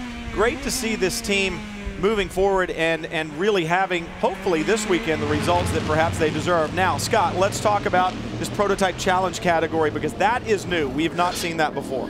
This is a real Le Mans prototype. Carbon fiber tub, carbon fiber brakes, sequential paddle shift, but it's packaged in a very value-engineered, affordable platform. The whole idea here is to expand the opportunity for more participants to compete within the American Le Mans Series. So it will compete in the series, all 10 races. They'll go to Sebring, they'll go to Petit Le Mans, but make it much more affordable and really a value-rich alternative to what up to this point has been prohibitive for some. 45 Flying Lizard. Porsche on pit road. Jörg Bergmeister will be climbing out.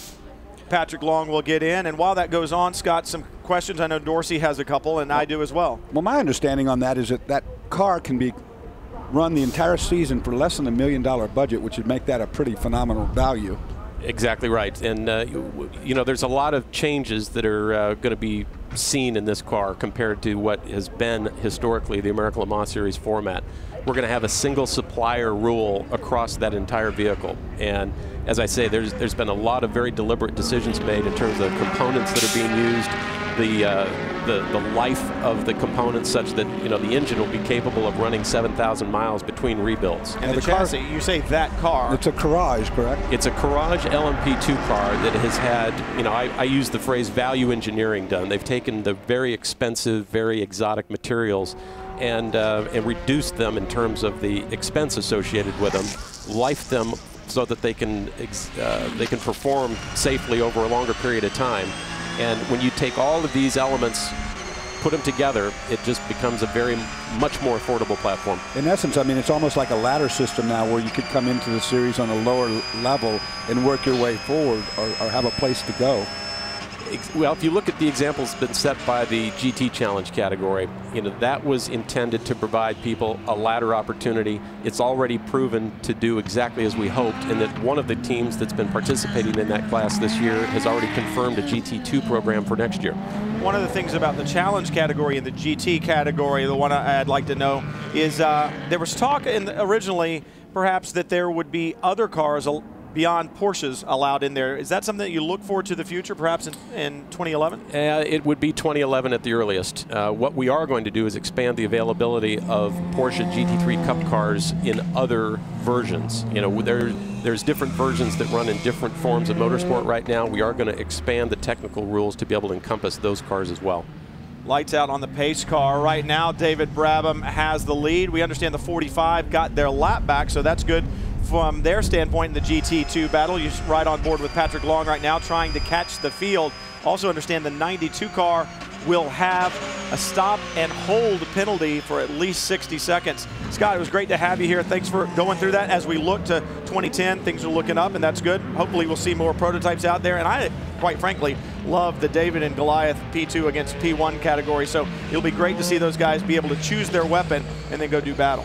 One thing I'd like to add, just to make sure people understand, what we've got is the same situation as we had in 2008, where we had top-level P2s and top-level P1s capable of competing for the overall win. These are not radical differences from the Le Mans spec. It's very, very subtle. Very subtle was not the restart when the flag flew, because right now David Brabham is on it. Look at him weaving back and forth. We've talked about it before, trying to get heat in those Michelin tires, all 4 tires the same size on that Acura P1 entry, and it takes a little while, especially for the fronts, to get heat in them. But right behind him, Gilles de Ferran and his final run here at Road America. And Brian, getting back to that situation with the 6 and the 16, I just spoke to the stewards down here. It's going to be a stop and go plus a minute 55 seconds, so effectively costing them a complete lap plus some more. That was a huge mistake by those 2 crews. On board right now with the 16 flashing down the back straightaway into turn 5, that Mazda-powered Lola Coupe. So what they did was they gave him the amount, there's the 92 in to serve the penalty. They gave him the amount of time that a lap would make at full speed, plus the time it takes to slow up and get going again. Now, notice he's going to pull him forward because they got another customer coming into the penalty box right behind him. So they got the drive-through kind of busy right now as they hold the 92, and you can guarantee that Dirk Muller behind the wheel of the 92, not at all pleased about the situation at hand. I know Pickett's group will not be pleased either. Right now, David Brabham up on the wheel, as they say. And there's not a more cerebral driver out there, I don't think, than David Brabham. His mental state when he gets behind the wheel is nothing short of amazing, the focus that he has. Going back to look at GT2 a little bit, there's the 45 Flying Lizard in front of the 90. The 90 has already gotten back past the 62. Remember how the 62 had gotten the lap back? Well, now I'm going to take it back away from you. And now Joey Hand's going to try to do it again to the 45. Patrick Long and in traffic coming through the kink. The 62 may get back by. Prototype car slow there, the 12 holding everybody up for a moment. And the 62 indeed got back by. So a little bit of a reprieve right there for Pierre Caffer. And here come the Corvettes. Joey Hand mixing it up in there right now. You ride on board the Flying Lizard Porsche. Patrick Long, he's got his hands full. He does, Brian. I spoke to him right before he jumped in the car. He said Jorgen radioed in and said that the car was understeering heavily in the early part of the stint and then went loose at the end. So he's hoping the new set of Michelin tires will give him good balance. He said, typically, I'm a little bit easier on the tires than Jorg. When that Risi Ferrari number 62 is in pit lane, I noticed that he does have some damage on the front of that car from trading paint with one of the Corvettes. I just checked with Corvette; they're not sure which one it was, but the 62 car does have a little bit of damage on the nose. As ugly as it may look for Joey Hand right now, it is really not. Remember, he has a lap on these cars that are around him. The 6 and the 16 now serving their penalties. Dirk Muller has been released from the principal's office, back on track once again. 6 and 16 serving penalties for coming to pit road when it was closed and servicing the car. So Pierre Caffer has gotten his lap back by getting past Joey Hand, as did the 2 Corvettes. So they are 9/10 of a lap behind the number 90, but right now Joey Hand continues to lead in the GT2 category. He just wanted to put them down completely a lap. Right now, at least for the 3, the 4, and the 62, they got a little breathing room, but the 45 is completely down a lap right there behind the leader in GT2, Joey Hand. Well, I think they were fighting so hard amongst each other back there they just said, I don't need to be in here. I got this race won. You know, why am I going to put my BMW in jeopardy when these guys are fighting this hard? I think that's a very good call, Dorsey. I think you just said, now, wait a minute, this has gotten way, way too heated. I don't need to be here. Joey said, you know, admittedly, he made a mistake at Mid-Ohio in qualifying by gambling on a set of tires that he thought might give them the pole. Instead, he qualified 7th and was not at all happy. Bill Auberland actually ended up then in his charge to the front, got hit and cut down a tire, and that caused them to go down a lap. He said, I was not going to make that mistake here. So I think Joey's Hand playing very heads up. And speaking of heads up, Scott, thanks for coming and filling us in on the changes for 2010. I know there'll be more announcements along the way. Looking forward to the schedule coming out, and I know that you're working diligently on that. You'll probably go outside right now and work on it a little bit more. You always seem to be doing something, but thanks for stopping by, and we look forward to talking with you again in the near future. We got more announcements coming, schedule, and a TV package, and I think I speak for everybody involved that it's great to be back on speed. Well, thanks a lot, Scott. Thanks for stopping by. I know he's got other things to do. We'll get back to the racing. Joey Hand leading there in GT2, just ahead of the 45 of Patrick Long. Long down, completely a lap, but it's David Brabham leading overall. Can they get another win and hold on to that championship lead? We'll find out when we come back to Road America.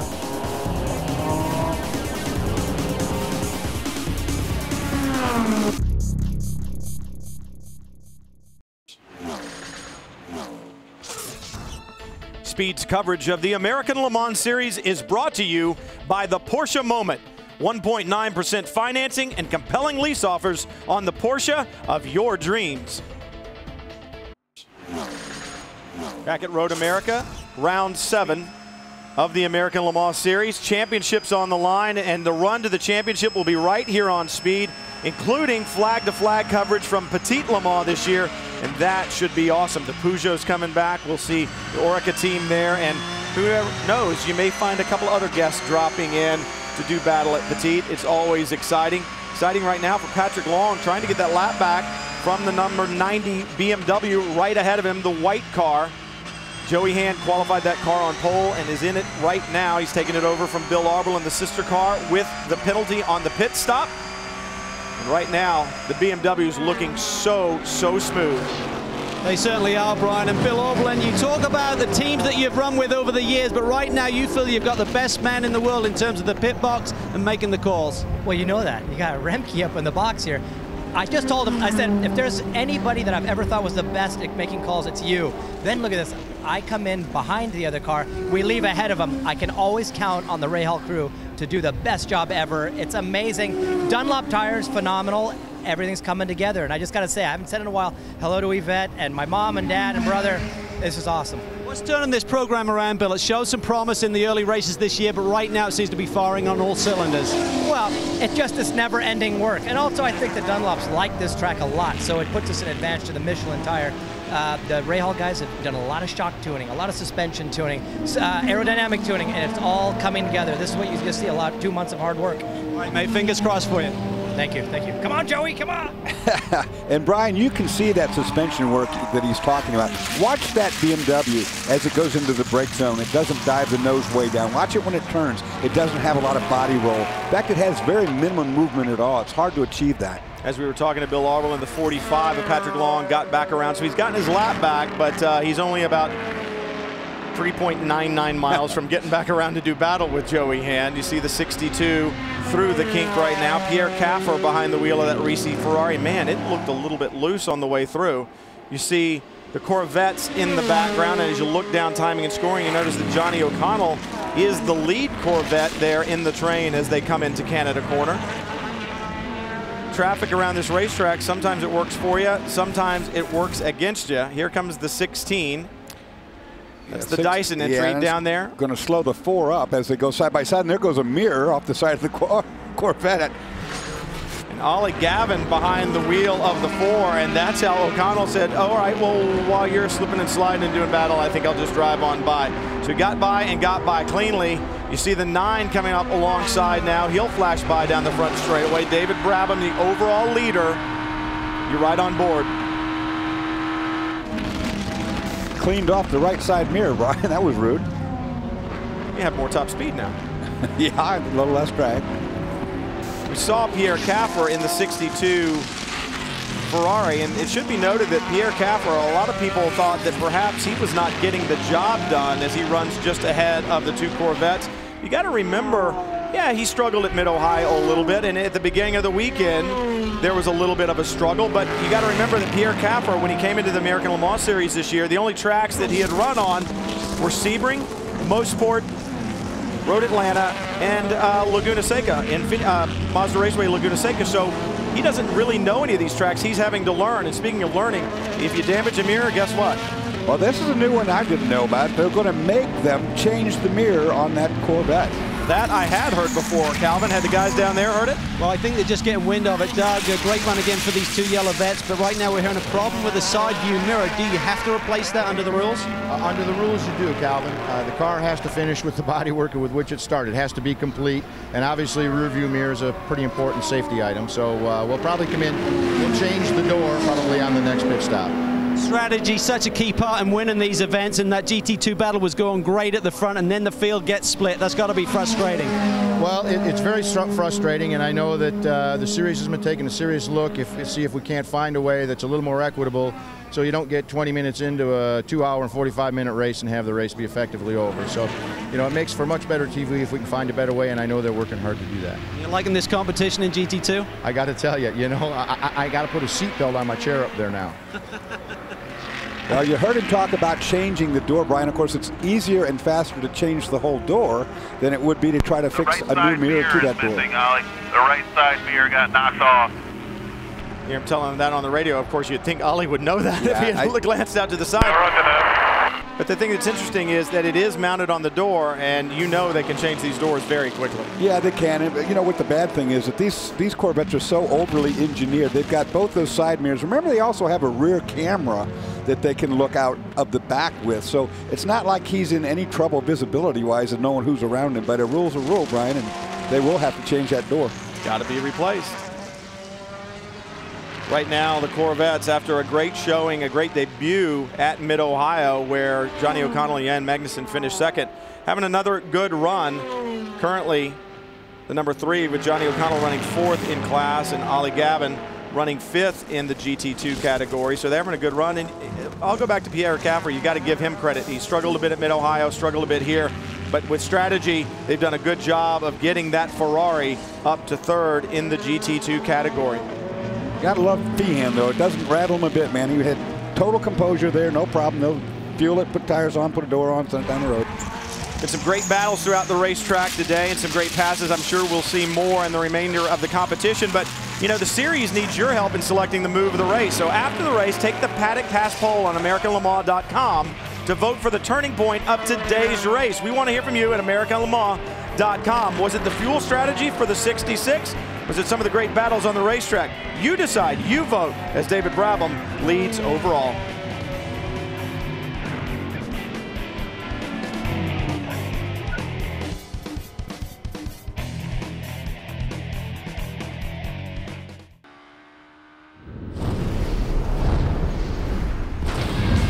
August 30th, the American Le Mans Series screams across the border to Canada for the Grand Prix of Mosport. Don't miss ALMS live from Mosport, August 30th at 3 p.m. Eastern, only on Speed.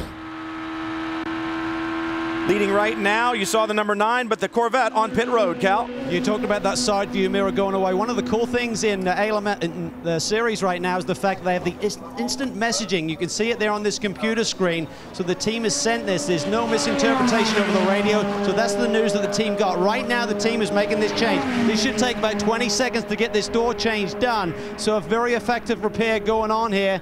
First of all, they put some fuel in the car, topped him up.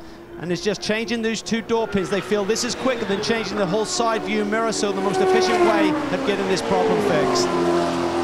They always have spare parts down there, and it's just a couple of pins, but perhaps the biggest problem, Dorsey, is it's a power mirror. They've got to hook up the adjustment. I thought you weren't supposed to text while you're driving.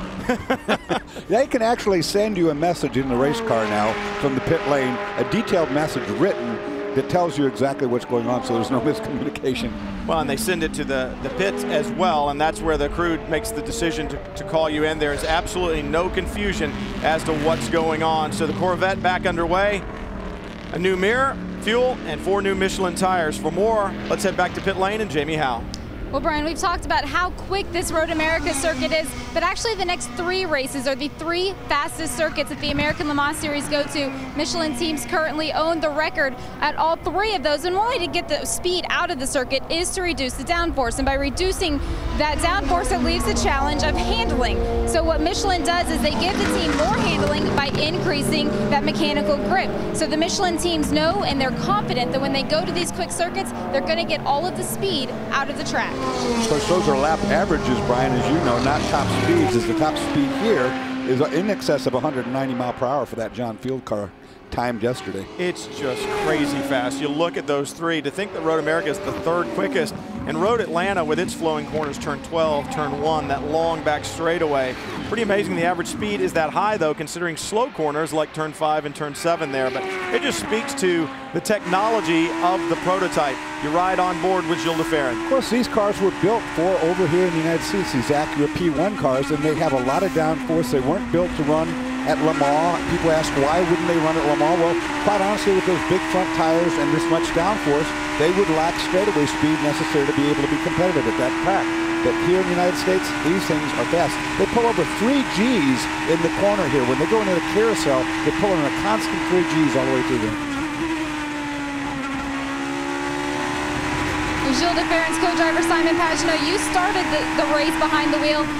Different kind of strategy from what we would expect, because you guys normally mirror the number 9 car. What are your expectations for the rest of the race? Jamie, I think the race was quite interesting from the outside. I was on the inside, but it was quite eventful. We had a very good start. The Acura car is handling really well.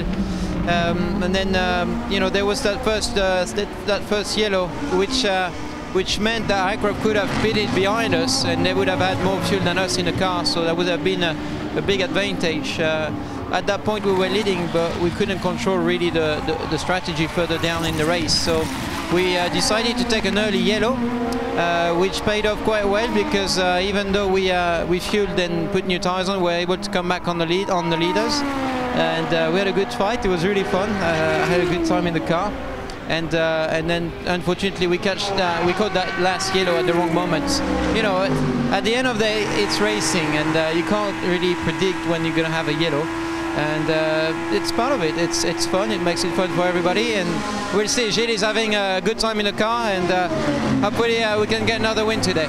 You and Gilles are going for an unprecedented 5th straight wins in the LMP1 Championship. What would that mean to the team to grab another win at a track that Gilles has never won at? Well, I think it's mostly the most important thing is to win as many races as we can, just to catch up on the points and get closer to the leaders. That's really what's important. But yeah, it would mean a lot for the team, for Gilles as well, and for myself. It's where I won my first championship here in America in '06. So it's definitely important for everybody here in the team. Now, we talked about Gilles' retirement. We call him the professor, but you are his student.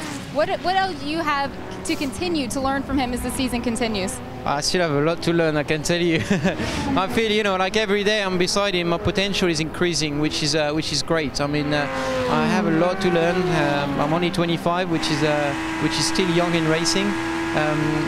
I don't know what the future is going to be like, but today I'm taking it day by day, learning from the professor and trying to go as quick as I can on the track, and be smart as well, which is very important. And it's paying off at the moment, and I hope I can do an even better job in the future. All right, a better job in the future. Gilles told me earlier that it's silly to look at the championship points. You just have to take it race by race, and today's a good one, guys. And the professor right now running 2nd overall and running a bit faster lap time wise than David Brabham. But we don't know if traffic perhaps played a part in that. Saw a little bit of smoke out of the left rear. Dorsey, just a little bit of jab rock perhaps rubbing? Yeah, that jab rock is like a wood. There you see it again, and it's rubbing on the bottom of the racetrack on these high load corners. You look at championship points, Brabham and Sharp with only a 9-point lead. They must win at least another race if the de Ferran car is going to finish 2nd. They've got to win at least another race in order to stay in the championship hunt. On board the 45 right now. Patrick Long behind the wheel. Johnny O'Connell just up in front of him. Long running 5th right now in the GT2 category, 14th overall. You see the Corvette, yellow Corvette there. That is the number 3 of Johnny O'Connell. As they flash across the line, Patrick Long just slightly quicker than O'Connell on the racetrack, but catching one of those Corvettes is one thing, getting past him is another. Prototypes splitting the battle a little bit as you see David Brabham, your overall leader, flash through. That's 2 of America's most talented road racers right there, Patrick Long, Johnny O'Connell. Great driving pair. racing each other. And these boys can get it done in anything that they drive. You see Brabham going past O'Connell. Patrick Long's been doing some stock car racing and doing it really well. Just an hour to go here. The cards being laid on the table. A good battle ahead. David Brabham, Scott Sharp. Can they hold on to their championship? Can they get another victory? Find out. We can come back to Road America.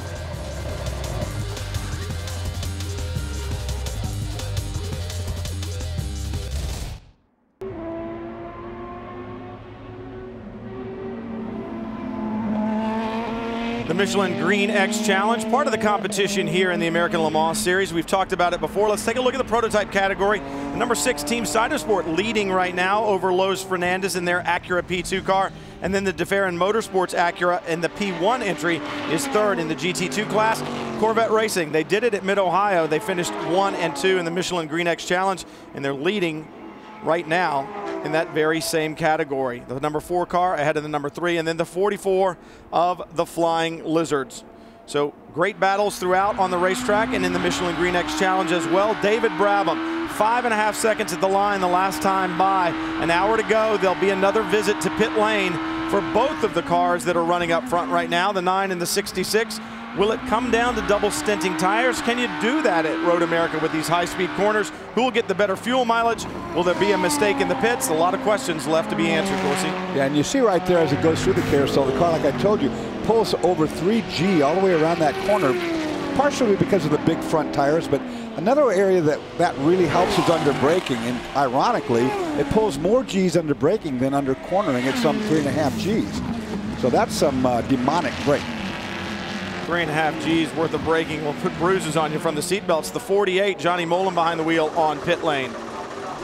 Johnny Mullen did bring that car into pit lane for just your normal pit stop, fuel and tires, but now when it was time to leave pit lane, could not get a refire. This team has had a couple of issues throughout the weekend. They didn't make qualifying with the problem as well. Johnny and the crew are working on getting it started right now, but this is revolutionary technology, and as we've said before, it's just going to take some time to develop and make sure all of the systems can work together in unison. You can start that car on the jumper battery, but then you have to shut it off and refire it.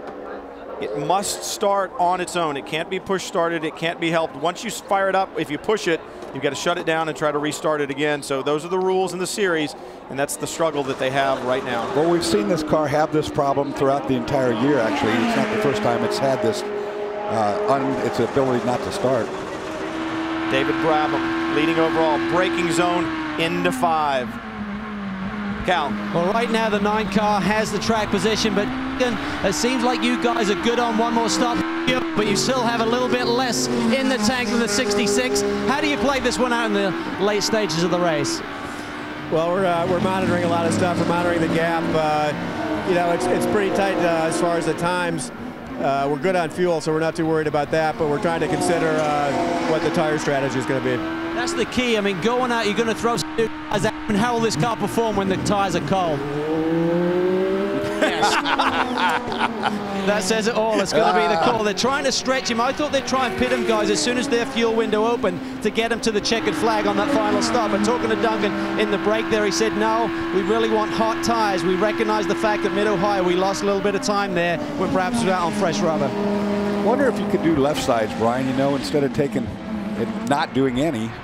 They did it at Lime Rock, remember? Yeah, I mean, this is like you said, it's primarily high-load right-hand corners, so the left side tires are ones that are going to be the used-up tire. That makes sense, and it would save time to only change those left side tires. We'll have to see. The gap got whittled down to just 2.9 seconds the last time at the line as Brabham flashes across the timing line right now.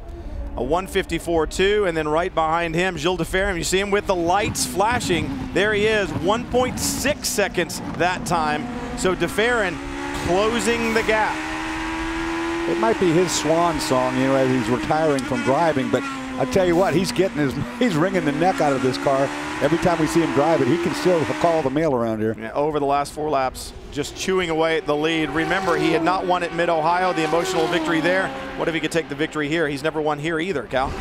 I think they're in better shape because when you talk to Duncan Dayton, they really have to make that call first. They don't have the fuel to play with, so certainly the 66 crew can wait a little bit longer, see what Duncan Dayton's team does. Do they take 2 tires? Do they take 4? How does the strategy play out? And then they can run their race from what they did in front of them. Well, you're exactly right, Calvin. I mean, they've got a smaller window to play in. They'll run out of fuel sooner. They've got to make their decisions, and they'll have to make them soon. And as you said, they can sit back on the box down at DeFerrin and just watch and see, and then play their final card and see how all things turn out towards the end. But right now, I mean, see that smoke again? That car really rubbing hard. I know that the downforce and the G-loads compress it through these 2 corners. You'll see it at the kink as well. A little puff, but man, that's been rubbing on the ground all race long. Yeah, and that jab rock you talked about is a very, very, very hard wood that they put to the bottom of these race cars as a skid block. So when the car does rub on the ground, it rubs on that instead of a vital part of the carbon fiber frame. But that one has been smoking for quite a long time. David Brabham knows, not only because of radio communication, that DeFerrin has closed. Now he can see him clearly in his mirror. He knows that that is the Acura that's behind him as they rocket up the hill.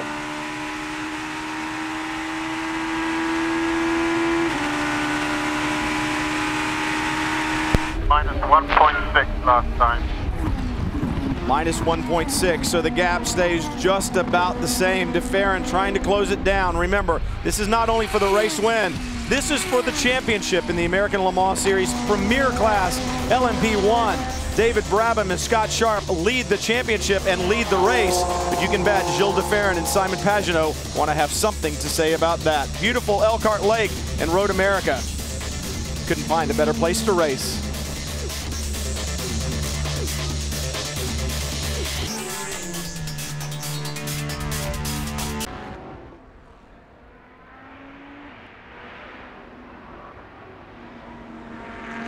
Formula One returns to speed for the European Grand Prix. A pair of Red Bull Formula One drivers want to chase down Jenson Button in the championship. Can they do it? You'll find out next Sunday, 7:30 a.m. Eastern on Speed.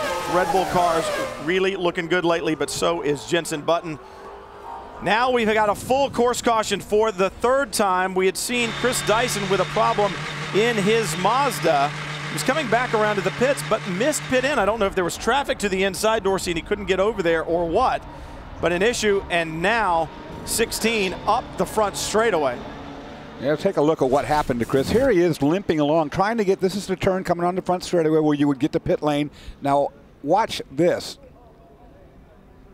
The 21 Panos that just misreads his speed, spins, collects the back of him. Now he's trapped. He can't turn in because all these cars are going to the inside of him. I think Chris, knowing that he was off the pace, pulled out of the way. Let's see if we can hear. You could hear it begin to kind of rattle a little bit, and then the RPM definitely falls away.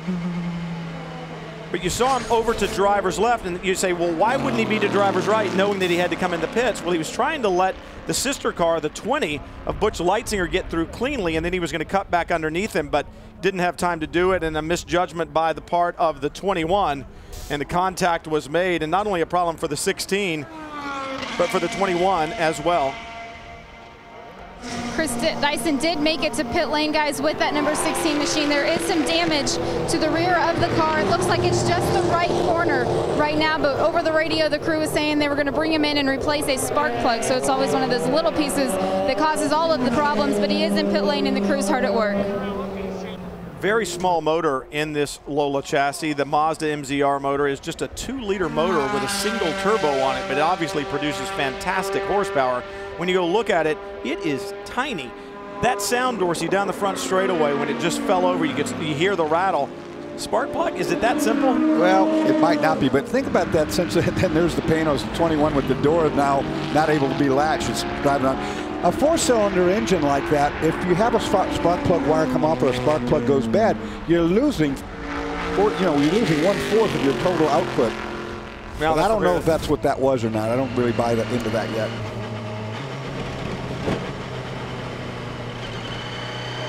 That's where the contact happened. Then he tries to pull back over, but 2 prototypes, 3 cars, 4 cars, can't get there. No, nobody's letting him in. Of course, nobody realized and he can't really see well enough to make the big move all the way across. You see the damage there on the 21. Dominic Farnbacher behind the wheel, several laps down. They have struggled today. The question is, this full course caution, what's it going to do to all this pit strategy? We know that both of the lead cars needed another pit stop, so what's going to happen here? Well, Brian, I think the key is, remember that 66 car has a few more liters of fuel in the tank, so by topping them up, it's going to be pretty close to a full fuel load needed, just shy of 45 minutes, I think, on the clock. You can probably update me on that, but certainly they've got a few less liters to go in the tank to top him up, so that may be critical, depending on if they hit their pit boxes at the same time. Maybe the 66 pit stop will be slightly faster than the 9. That's a really good point. Very good point, Calvin, indeed. You know, as we look at this and we try to keep up with the pit notes, well, you can do it too at RaceHub at AmericanLeMans.com. It has all the content you need to follow the American Le Mans series up close and personal, including a web spotter's guide, live pit notes, other important race information, track maps, live radio, you name it. Log on at AmericanLeMans.com.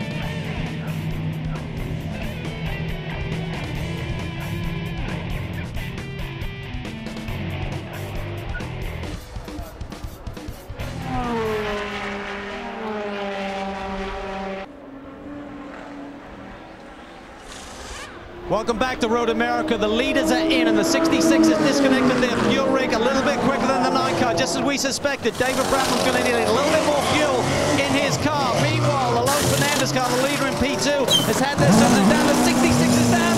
Brabs is waiting. Brab gets away first and keeps the lead. Wow, spectacular stuff.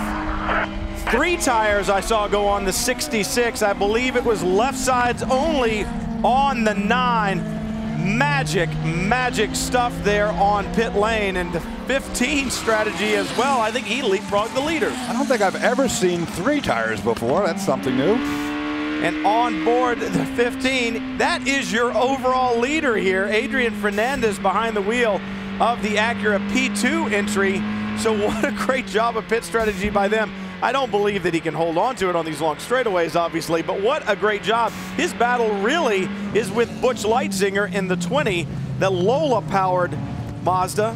And we're going to watch that 20 because it hasn't been able to keep the pace of the Fernandez car. Even though it out-qualified it, it's been faster all weekend. I don't know if there's a problem with the 20, or have they just been holding back, waiting for this last run to the checker? And I should actually say a Mazda-powered Lola. In my excitement, I said Lola-powered Mazda.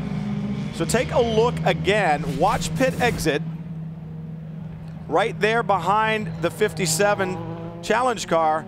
He's already out, and here come the 2 protagonists for the P1 battle. Now see if this looks familiar. This is Mid-Ohio. Deja vu all over again. Same scenario, here he comes, gets the jump on both of the P1 cars. Now, the thing that was important about Mid-Ohio is that he didn't take over the overall lead because the 66 was the leader. Right. But when the pace car came back out and they did the wave by, he got waved around and he picked up a lap. So the pit strategy for Fernandez this year has been spectacular, and the pit work as well to get him out so quick. Well, we talked about it earlier, Brian. The number 20 machine was holding back on fuel early in the race, and that's exactly what's been going on in the late stages of the race as well. This yellow caution period at the end of the race has really helped them, given them that extra bit of confidence. They know they can make it. They're no longer playing catch-up, and now they know that they have the speed, they can do it, and now they're just going to get it to the checker. Calvin? Okay, a quick update on the 15, Jamie. Yes, the 15 did get out first, but because they are now the overall leader, they didn't in effect put the 20 car down because the P1 cars are behind the 15 cars overall. So similar to Mid-Ohio, but the good news for the Dyson team, they're on the same lap as Adrian Fernandez. We'll be back. The final cards have been laid on the table. The game is all playing out right now from Road America. Round 7 of the American Le Mans Series. David Brabham, Scott Sharp trying to hold on to their championship lead. We'll be right back.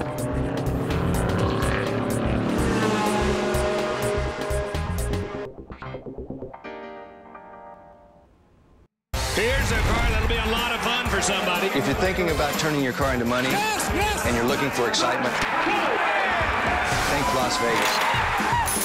Real buyers, real sellers, level playing field. This is Barrett Jackson, Las Vegas style. There'll be more eyes on your car than any venue on the planet. All right, it's up for sale. If you really want to be a part of the stimulus package, be a part of Barrett Jackson, Las Vegas 2009. Only on Speed. Starts October 7th. And I saw Dorsey Schrader in there at Barrett Jackson. That had to be fun. Adrian Fernandez behind the pace car, leading overall. And now, GT2 cars. Take a look at this. Great pit stop by the Risi Competizione team. They look to be out first, Cal. They are, and the BMWs are now flying down pit lane as well. I'm right by Pat Long with the 45 machine. He was the last of the GT2 cars to make their pit stop here. 4 new Michelins, topped him up with gas. He beats one of the BMWs, one of the Corvettes out.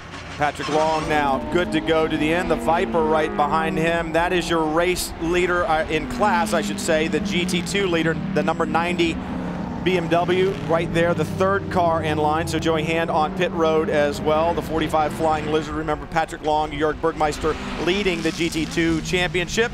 Well, the drivers are the stars during the race, so it seems that's who we pay attention to, but it takes a lot more than the drivers to make these cars go. Let's take a look at all the people and all the work that goes on behind the scenes. Each time we come into a race, there's so much infrastructure that we have to basically make an effective work environment each time. We've got so much stuff that to get it here, we need 3 full-size trucks, and then when we actually get here, we've got to fight entropy and get everything set up and assembled in the way it needs to be so that we've got the right work area. Starting with unloading the cars, unloading the trucks, getting all the equipment out so we can access what we need to. The kiwi goes down, the awning goes up, and then from there we get the trucks cleaned out and orderly so that the work areas are as they should be. But really our first priority is to get the work area set up for the cars so that the mechanics can get started on their work. From there the mechanics get started, and then the pit setup starts with Brandon and Rick. They get the pits up, and then figure 10 hours, maybe 12, depending on what the cars need, to go from at the shop, everything packed up in the trucks, to parked at the track and then on track. All the preparation and all of the hours behind the scenes makes me as a driver not only confident, but want to perform for my crew guys. They put in so much heart. The amount of time that they spend on the road, but also at the shop preparing these cars is unparalleled by anybody, I believe. And so it's really a great honor to be a member of their team. You know, the crew guys are like linemen in football, you know, a lot of times underappreciated and unnoticed, but they're the ones who really make it all work, and it's great to see them get some credit for the hard work and the job well done that they complete. And you saw how difficult it is for the Flying Lizard guys. They build a little city there. Right now, Adrian Fernandez, your overall leader, yes, Adrian Fernandez in his LMP2 Acura, behind the pace car, and that may be confusing to some people, but it all worked on pit strategy and just the way the cards got laid out. May be confusing to the fans on the hill, but there are other people that were confused as well. We had some radio communication from one of the other drivers. Take a listen to this. Why is the Fernandez car in front of me? Yeah, 10-4, actually he is 4 position. Even David Brabham was like... They did not do tires, but they are actually 4 position. Even David Brabham was like, how did that LMP2 car get in front of me? And once again, you know, the pit strategy and the pit work for Fernandez has been so good. You know, it's taken a lot of people by surprise, even David Brabham. You see him working to get those tires up to temperature. Here's that last stop. Fernandez away from his marks. No tires, gets to jump on everybody. And the thing that's important about that, they double stinted tires at Mid-Ohio as well. 45 minutes to go here, or 30 minutes to go, I should say. And they've got some nice warm Michelins on. Jamie? One team that does not have nice warm Michelin, or they do have nice warm Michelins on, sorry, is Risi Competizione. They took 4 fresh tires over the wall to make their competition, specifically the number 45 Flying Lizard, think they were going to put tires on. They did not. They did fuel only, and that's how they beat that 45 car out of pit lane, Calvin. Jamie, the championship position in P1 right now is really critical. That big championship lead that the 9 cars had all season long has gradually eroded all the way down to 9 points. Now, there's only 4 points difference between a win and second place, but it's an 8-point swing between these 2 cars. So if David Brabham can get a win here today, they'd extend the lead to 13. If they finish second, it's down to 5. This is another look at the points once again, as Calvin just said, just a 9-point difference. The 9 car cannot finish second to the 66 in the remaining races and win the championship. They must find another win. David Brabham desperately wants one here. Back in the throttle as they rocket up the hill. The green flag waves. Racing again at Road America, and Brabham will make short work of Adrian Fernandez. The question is, can he put Fernandez between himself and DeFerrin as they flash down to turn 1? DeFerrin sneaks by, but Brabham with the preferred line should get a bit of a jump off the corner. And remember, DeFerrin, 2 fresh Michelins on the front, so it'll take a while to get those tires up to temperature. And look at Butch Leitzinger also in the P2 category is now caught up with Fernandez. We wondered about the speed, but there you have it. 1-2 P1 and 1-2 P2. Mazda Lola qualified on the pole in the hands of Marino Franchitti, and they've been running a very good fuel strategy, just staying close to the 15. Now with 30 minutes to go, you can bet that fuel knob turned to full rich, dumping as much fuel as they can in that little 2-liter turbocharged Mazda power plant, and they're going to be trying to take it to the 15. And if it comes down to outright speed down the straightaways, you got to hand it to the Mazda. Yeah, it looks like Butch is struggling with some cold tires right here. Car's real twitchy as he tries to put that turbocharged horsepower to the ground. Take a good lap around here, Brian, before you really get that temperature that you want and the pressure's built up. Long duration corners certainly wear the tires, but they're long straightaways between those corners. And as you said, Dorsey, those long straightaways allow those tires to cool.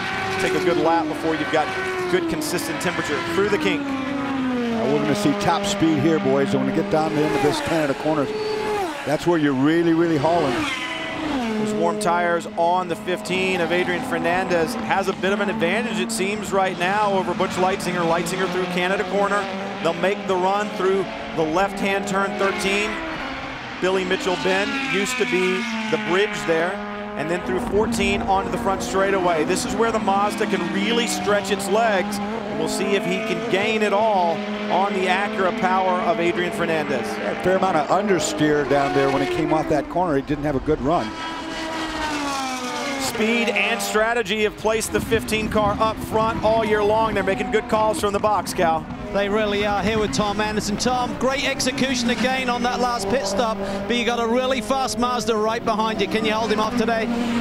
Yeah, it's a little unfortunate. Only about 13 laps to go, so it's going to be a dogfight here. We didn't really want that yellow that close to the end of the race. Call for new tires. No tires. Is that a good one?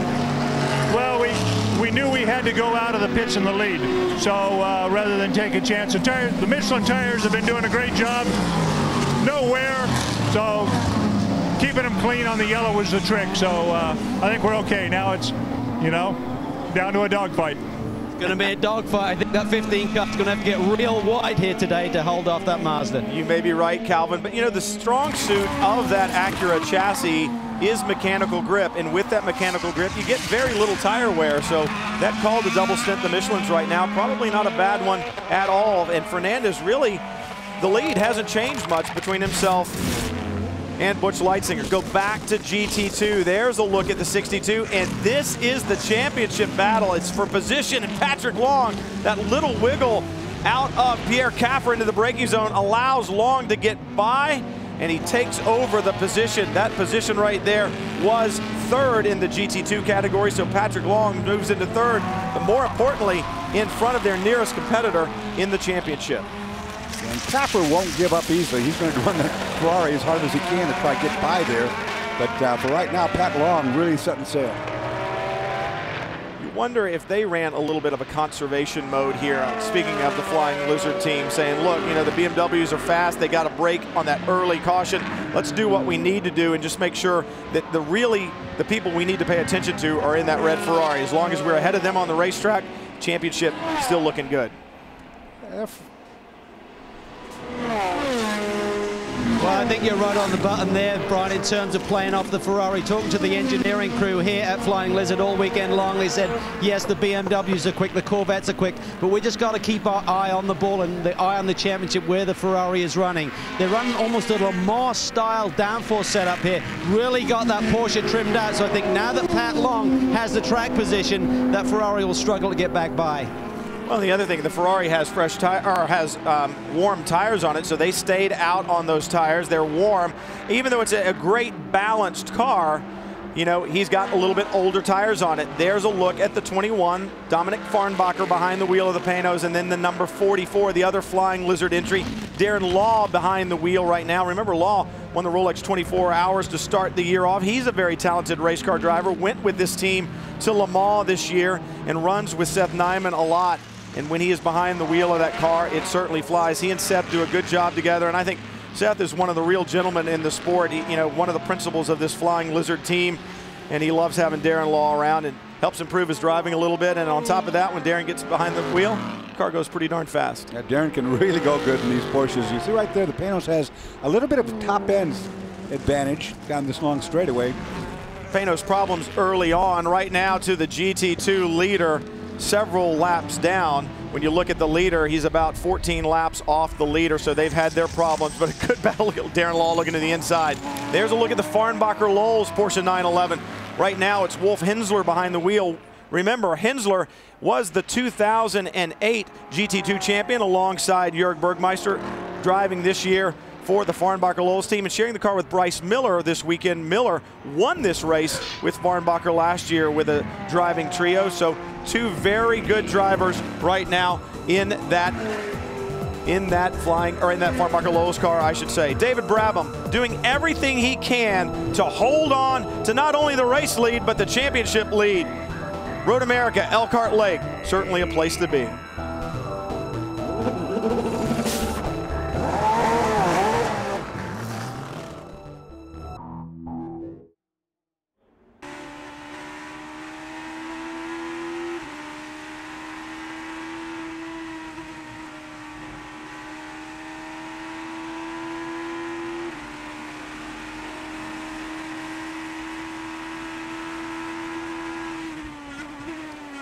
American Le Mans Series action from Road America. You ride on board with Gilles de Ferran trying to chase down David Brabham, working his way through traffic, and you seem to always catch it at the wrong time when you're trying to chase somebody down. The gap the last time at the line was less than a second, but right now Brabham playing traffic to his advantage. He's pulled out. You see that little dot go over the rise of the hill? That was David Brabham on board with Gilles de Ferran. There's a good look at Brabham. Over the top of the hill is the 66, this time at the line from 0.7 seconds up to 3.6 seconds. So Brabham really got a reprieve there as the traffic worked for him on that lap. We talk about the battle for the championship and the race win in P1 and overall. What about in GT2? That is the 62 of Pierre Caffer. Johnny O'Connell right behind him in the number 3 Corvette. Remember, Caffer and Jamie Mello mired in that championship battle with the Flying Lizard Porsche, and they really need to move this Ferrari forward if they want to keep that championship hope alive, Jamie. They do, Brian, and coming into this race, Jamie, the team was worried about the speed, the top speed of this Ferrari, and now it's coming down to strategy. Was it safe to double stint those tires?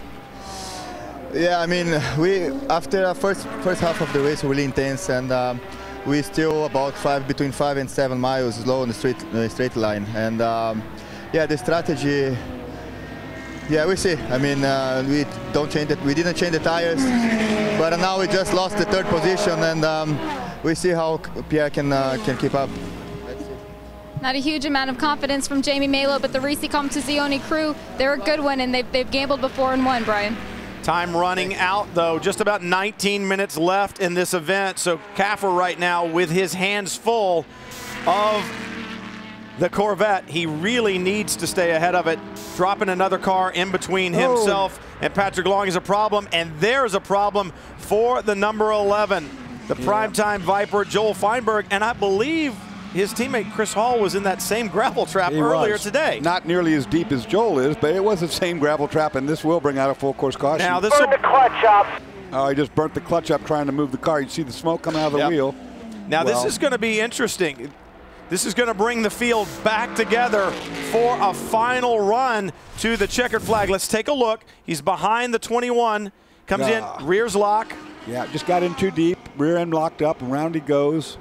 And then trying to get out of this gravel trap, he smoked the clutch. So you got to give Joel Feinberg and Chris Hall a lot of credit. They do a lot with a little. They come and they show up every weekend. It comes out of Joel's pocket, the majority of it, and they try really, really hard. You know, if they were able to perhaps find a little bit more sponsorship and do a little bit more work. He said, if I could get 100 pounds off this car, we would be that much faster, probably about a second faster. There's a good look at the 6 car. Remember the Team Cytosport entry of Greg Pickett and Klaus Graf, who's driving right now. This is going to help this car getting this caution flag because it's going to move him back forward now, put him back in competition with the other guys in class. And he's on the same lap as Adrian Fernandez and Butch Leitzinger. It's going to bring him right up there. The only car that's going to be between him and Butch Leitzinger, I believe, is going to be the P1 entry of the field. So that'll be interesting to see if he can get a jump and be a part of that battle.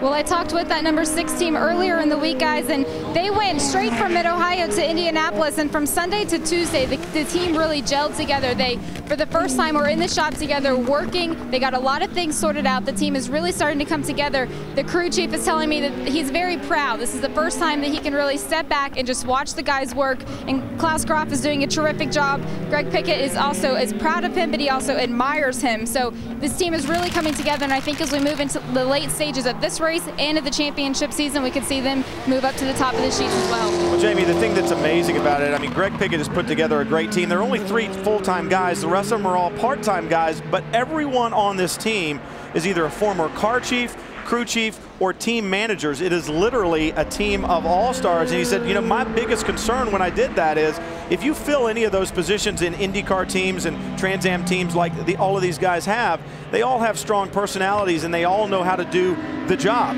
The problem is getting them to focus on the minutia of their job and not try to run the whole thing. He said, this weekend I feel like it's really all come together. For David Brabham, he's trying to stay in the championship lead. He's out front right now overall, but Gilles de Ferran is going to have something to say about that before it's all done. This will be our final break. We'll be all the way back to the finish. David Brabham trying to hold on. As we said, the fans, they're going to see a great run to the checkers from here at Road America. Round 7 of the American Le Mans Series. Don't miss any of it. We'll see you in just a moment.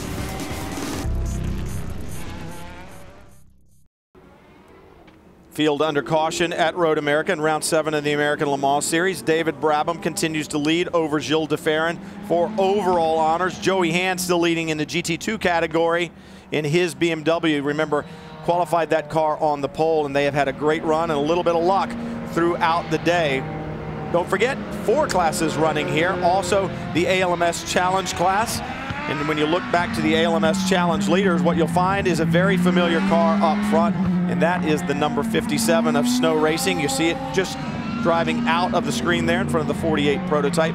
Martin and Melanie Snow, if they can hold on, this would be their 3rd victory of the season, and that's pretty impressive. The ALMS Challenge cars will run one more time with the American Le Mans Series this year, and that will be at Mazda Raceway Laguna Seca. They will not run at Petit, and they will not run at Mosport. So be good to see them back there. And I'll tell you what, with these challenge cars at Mazda Raceway Laguna Seca at the end of the year, Dorsey, the big speed differential and some of those high-speed corners, that'll be a challenge. You see the 57 there, the white Porsche.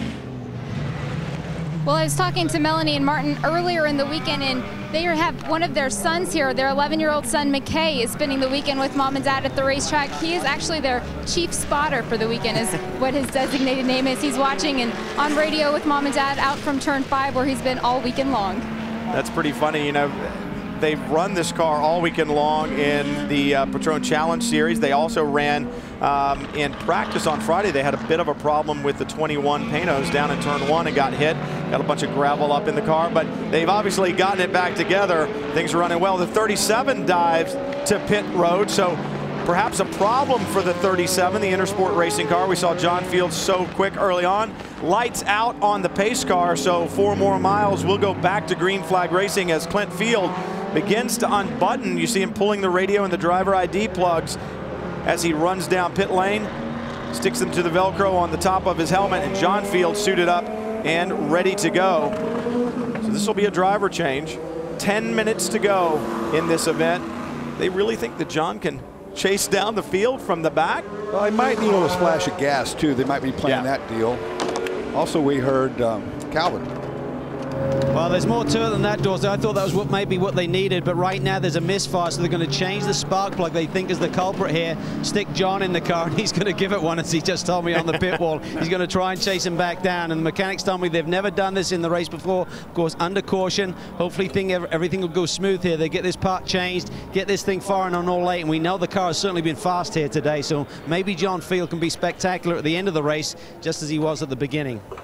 Well, hopefully maybe not as spectacular as he was at turn 13 on the first lap, but they're going to leave those tires on, so they'll be warm, so we'll have that going for them, but they've got to get this changed. I mean, it seems like an eternity, a pace lap around this place, but when you're sitting there trying to change spark plugs on that power plant, it seems like an eternity as well. Remember, things are very hot in the back. That's that 4-liter V8 twin turbo AER power in the back. It certainly produces a lot of horsepower, Dorsey, as we've talked about, and so they're going to work on, we understand, 2 plugs, not all 8, so that is good news just on that right bank. Yeah, you know, he's only going to have about 7 minutes to try to get this job done, so he's going to have to be real spectacular is what I'm trying to get at. Well, if anybody would give it 1,000%, it would be John Field. Hang tight. Fire it up, hang tight. Make sure they get the body work on. I want to go, I want to go. And he's off. Go, trying to catch the field. The good thing is he can run at speed to try to catch the field, so it'll make sure that his tires are clean, they're warm. He'll be at the back when they get back around, and John Field will be ready to go. But up front, it's David Brabham and Gilles de Ferran who will be battling once again, not only for the race win, but for the championship. Remember, as I said earlier, David Brabham and Scott Sharp must win again. They cannot just continue to finish second. If they do, they'll lose this championship. They need a victory. And don't forget, later in the season, as we go to Petit, and Peugeot comes back over, and Orica comes over, and other cars are there competing for the overall win, there are other cars that can finish in between them on the racetrack and steal points away. Next up, Mosport, August 30th, then Petit Le Mans. The great thing about that, as you see right there, flag-to-flag coverage for the first time in a while, and that should be a good one. And then we'll wrap up the season and the championships at Mazda Raceway Laguna Seca in October. It's been a long time since we did the old Petit Le Mans all the way through. I'm glad we're doing that again. It'll be a great show. That'll be great. All hands on deck, and we'll all be there for that. Next weekend, or next race, I should say, at Mosport. Dorsey and I will be there along with Calvin, Jamie, and Justin Bell will be back. Now the officials are getting on David Brabham, saying you need to keep the pace of the pace car, speed up, stop playing stop and go. And now David says, okay, you want me to go? Just go. I will. And you hear the crew, go, just go. The pace car is already in the pits, and Brabham already in the throttle. De Ferran not letting him get away down the straightaway up towards turn 1. Maybe 4 laps. 3, maybe 4 laps. Just about 7 minutes to go here in round 7 from Road America. Brabham looks to the inside, a little feints a block in through turn 1, and De Ferran really messed up the guys behind these front two when he pulled that stop and go down there. Now mano a mano. These two guys should be clean racetrack. I don't even know if they'll catch lap traffic in that amount of time, Dorsey. If they've got a clean racetrack and you see David Brabham trying to scrub those front tires once again, keep the heat in them, they may be clean all the way to the checkered flag, but that's not the only battle. Look at the war in GT2. That is the 45. Patrick Long behind the wheel trying to chase down Dirk Mueller in the 92. Mueller making atone for his sins earlier by hitting that pit equipment. Had that long stop and hold penalty, but running second right now. So this is the battle for second. Patrick Long wants it. Dirk Mueller has it. On board with Mueller. If we could catch this BMW, it'd be the first time this entire weekend that happened, because that car has been outstanding. And here comes John Field working his way by, so John's already gone. Oh, this is not going to be pretty. And certainly Patrick Long doesn't want to get separated from Mueller, but man, look, you got a challenge. That's the challenge class leader, the white 57. Then you got John Field, that's the championship leader in GT2 there, the silver and red Flying Lizard Porsche. And Field, a madman. Look at him carving up the traffic. We see John Field working through the pack. He thinks that he might have enough to get around the 48 machine for the final spot on the P1 podium. I think they might be scanning the radios as well, because it seems like the number 48 car, they're having an issue. Johnny Mullum has been very dramatic on the radio. There's something, a sensor has come loose and is stuck underneath the pedals. So he's got a lot of things going on in the cockpit right now, and John Field is throwing down the gauntlet, guys. And at the back of that Corvette and Porsche sandwich, you see the white number 90 BMW. That is Joey Hand, the leader in GT2. And you got to think, you know what? I don't want to have anything to do with this, because that battle in front of him is all for position. Johnny O'Connell in the Corvette at the back of that. He was trying to get by the Porsche. So, I mean, that is all positions right there, all the way up the hill. And we talked about how smart Joey Hand played it before, not getting involved in all of that. As you look at Patrick Long beginning to peek around the outside of the Corvette down the front straightaway. That is Ollie Gavin behind the wheel of the 4. So the 4 has gotten past the 3. Johnny O'Connell trying to work his way back.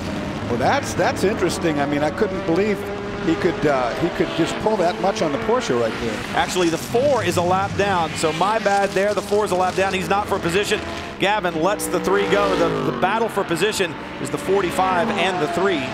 I was surprised. The Porsche out top-ended the Corvette pretty soundly right there, and it's doing it here too.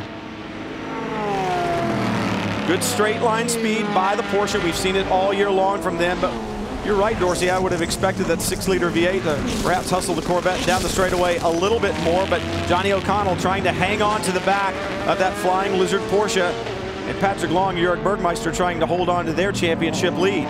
You know, they're breathing that 6-liter V8 through a little bitty restrictor, though, Brian. I mean, they really cut the power way back on this Corvette to try to make it equal with these other cars, but that looked like a lot of straightaway speed the Porsche had over the deck. And that 6-liter engine will remain in the car for the remainder of the season, but then it will be a 5.5-liter for next year. Now back on board. This is the fight for the overall lead.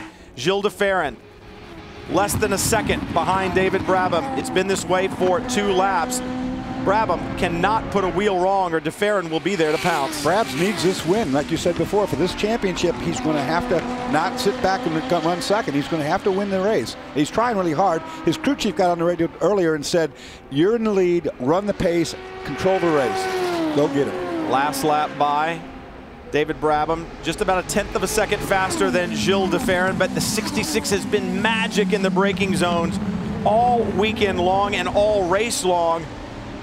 Understand the white flag will fly the next time by, so about 6 miles left here in round 7. Brabham, Sharp, desperately needing another victory, running out front, controlling the pace right now, but de Ferran can taste it. Well, he's certainly within striking range, no question about it. But remember, equal cars, equal horsepower. It's hard to make up any advantage or get any advantage like this. The other driver must make a mistake in order to close. Like you said, Dorsey, equal equipment through the kink. Down towards Canada corner, heavy braking, 3.5 Gs.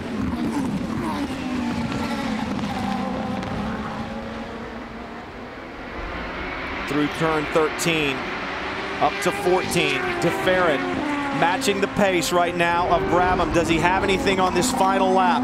Through 14, everything that they can get. Carry the momentum, and look at the battle in GT2. Johnny O'Connell says, "I think I'll take that." Patrick Long, I don't know if he forced him out there, but Long dropping the right side tires off. O'Connell takes the spot. This is breaking down into turn 5. Right now he tucks back in. Oh, you see right there, Patrick gets loose. Johnny takes advantage of it and says, "No, you're not going to be on my piece of the racetrack." Just that little wiggle. O'Connell able to place it alongside, and a little contact just to finish it off. There you go. Gets inside here, a little bump, nothing bad right there. Now for Johnny, he's got to open up a lead right here because the Corvette's not as fast in a straight line. I think, guys, what you're looking at there is the low downforce setup that Pat Long's running on that Porsche. It gives you straightaway speed, like you said, Dorsey, but it will hurt you in the brake zones. I think Pat just got in there too deep, and then Johnny forced his way back. Pat has to be careful. He's got to think about the big picture in that championship. And the big picture right now is this race win for David Brabham and Scott Sharp. The white flag is flown. This is the final lap at the line the last time by. Just 0.6 of a second lead for David Brabham. It is closed even more as they head into the carousel for the final time. These cars will pull a draft, but the aero, how important is it? Can DeFerrin get through the kink flat? Let's listen.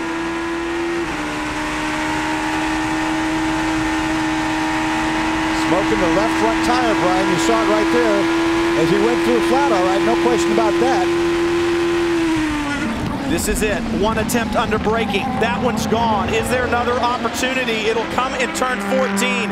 More smoke out of the left side. And they're flashing the lights because there is traffic up ahead. Traffic could be the final determination here. A challenge car. Brabham passed it. DeFerrin passed it. It's Brabham up the hill. Pull the gear lever one more time. Shift one more gear. The victory will go to Patron Highcroft. David Brabham, Scott Sharp extend their championship lead.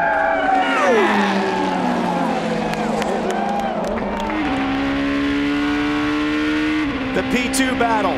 What we thought would belong to Mazda with the speed down the straightaway. Adrian Fernandez flashes across the line. Yet another victory for Lowe's Fernandez at the top speed of the Mazda. Not able to bring them the victory today. But what about these guys? BMW, Rahal Letterman, struggling, developing this BMW all year long, Dorsey. They got the break early on, but did they really need it? Joey Hand, absolutely magic in qualifying through turn 8 for the final time. About a half a lap left. He's got a lead on the field, but right now, it's not just Joey Hand in the lead. It's BMW's 1-2, just the way they qualified. They say it's better to be lucky than good. Well, they have both. They were certainly lucky when they got that caution and got a lap on everybody, but did they need it? No, they didn't need it because they've been the fastest here all week long. David Brabham was his 18th career win in the ALMS, the only driver in the series to win races in all 4 classes. Joey Hand right now wants to take that maiden victory for BMW. He said it at the beginning of the weekend, said, you know, I made some mistakes at Mid-Ohio and I want to make amends for them. He went out, qualified the car on the pole, and it looks like he's going to bring that BMW home to victory. One more corner, turn 14, the right-hander onto the front straightaway for the Californians. Joey Hand, Bill Auberland, victory just at the top of the hill, going through the gears, the checkered flag waving at the top of the hill for Joey Hand. He takes the victory. Spectacular ALMS competition from Road America. We'll be back for all the celebrations right after this.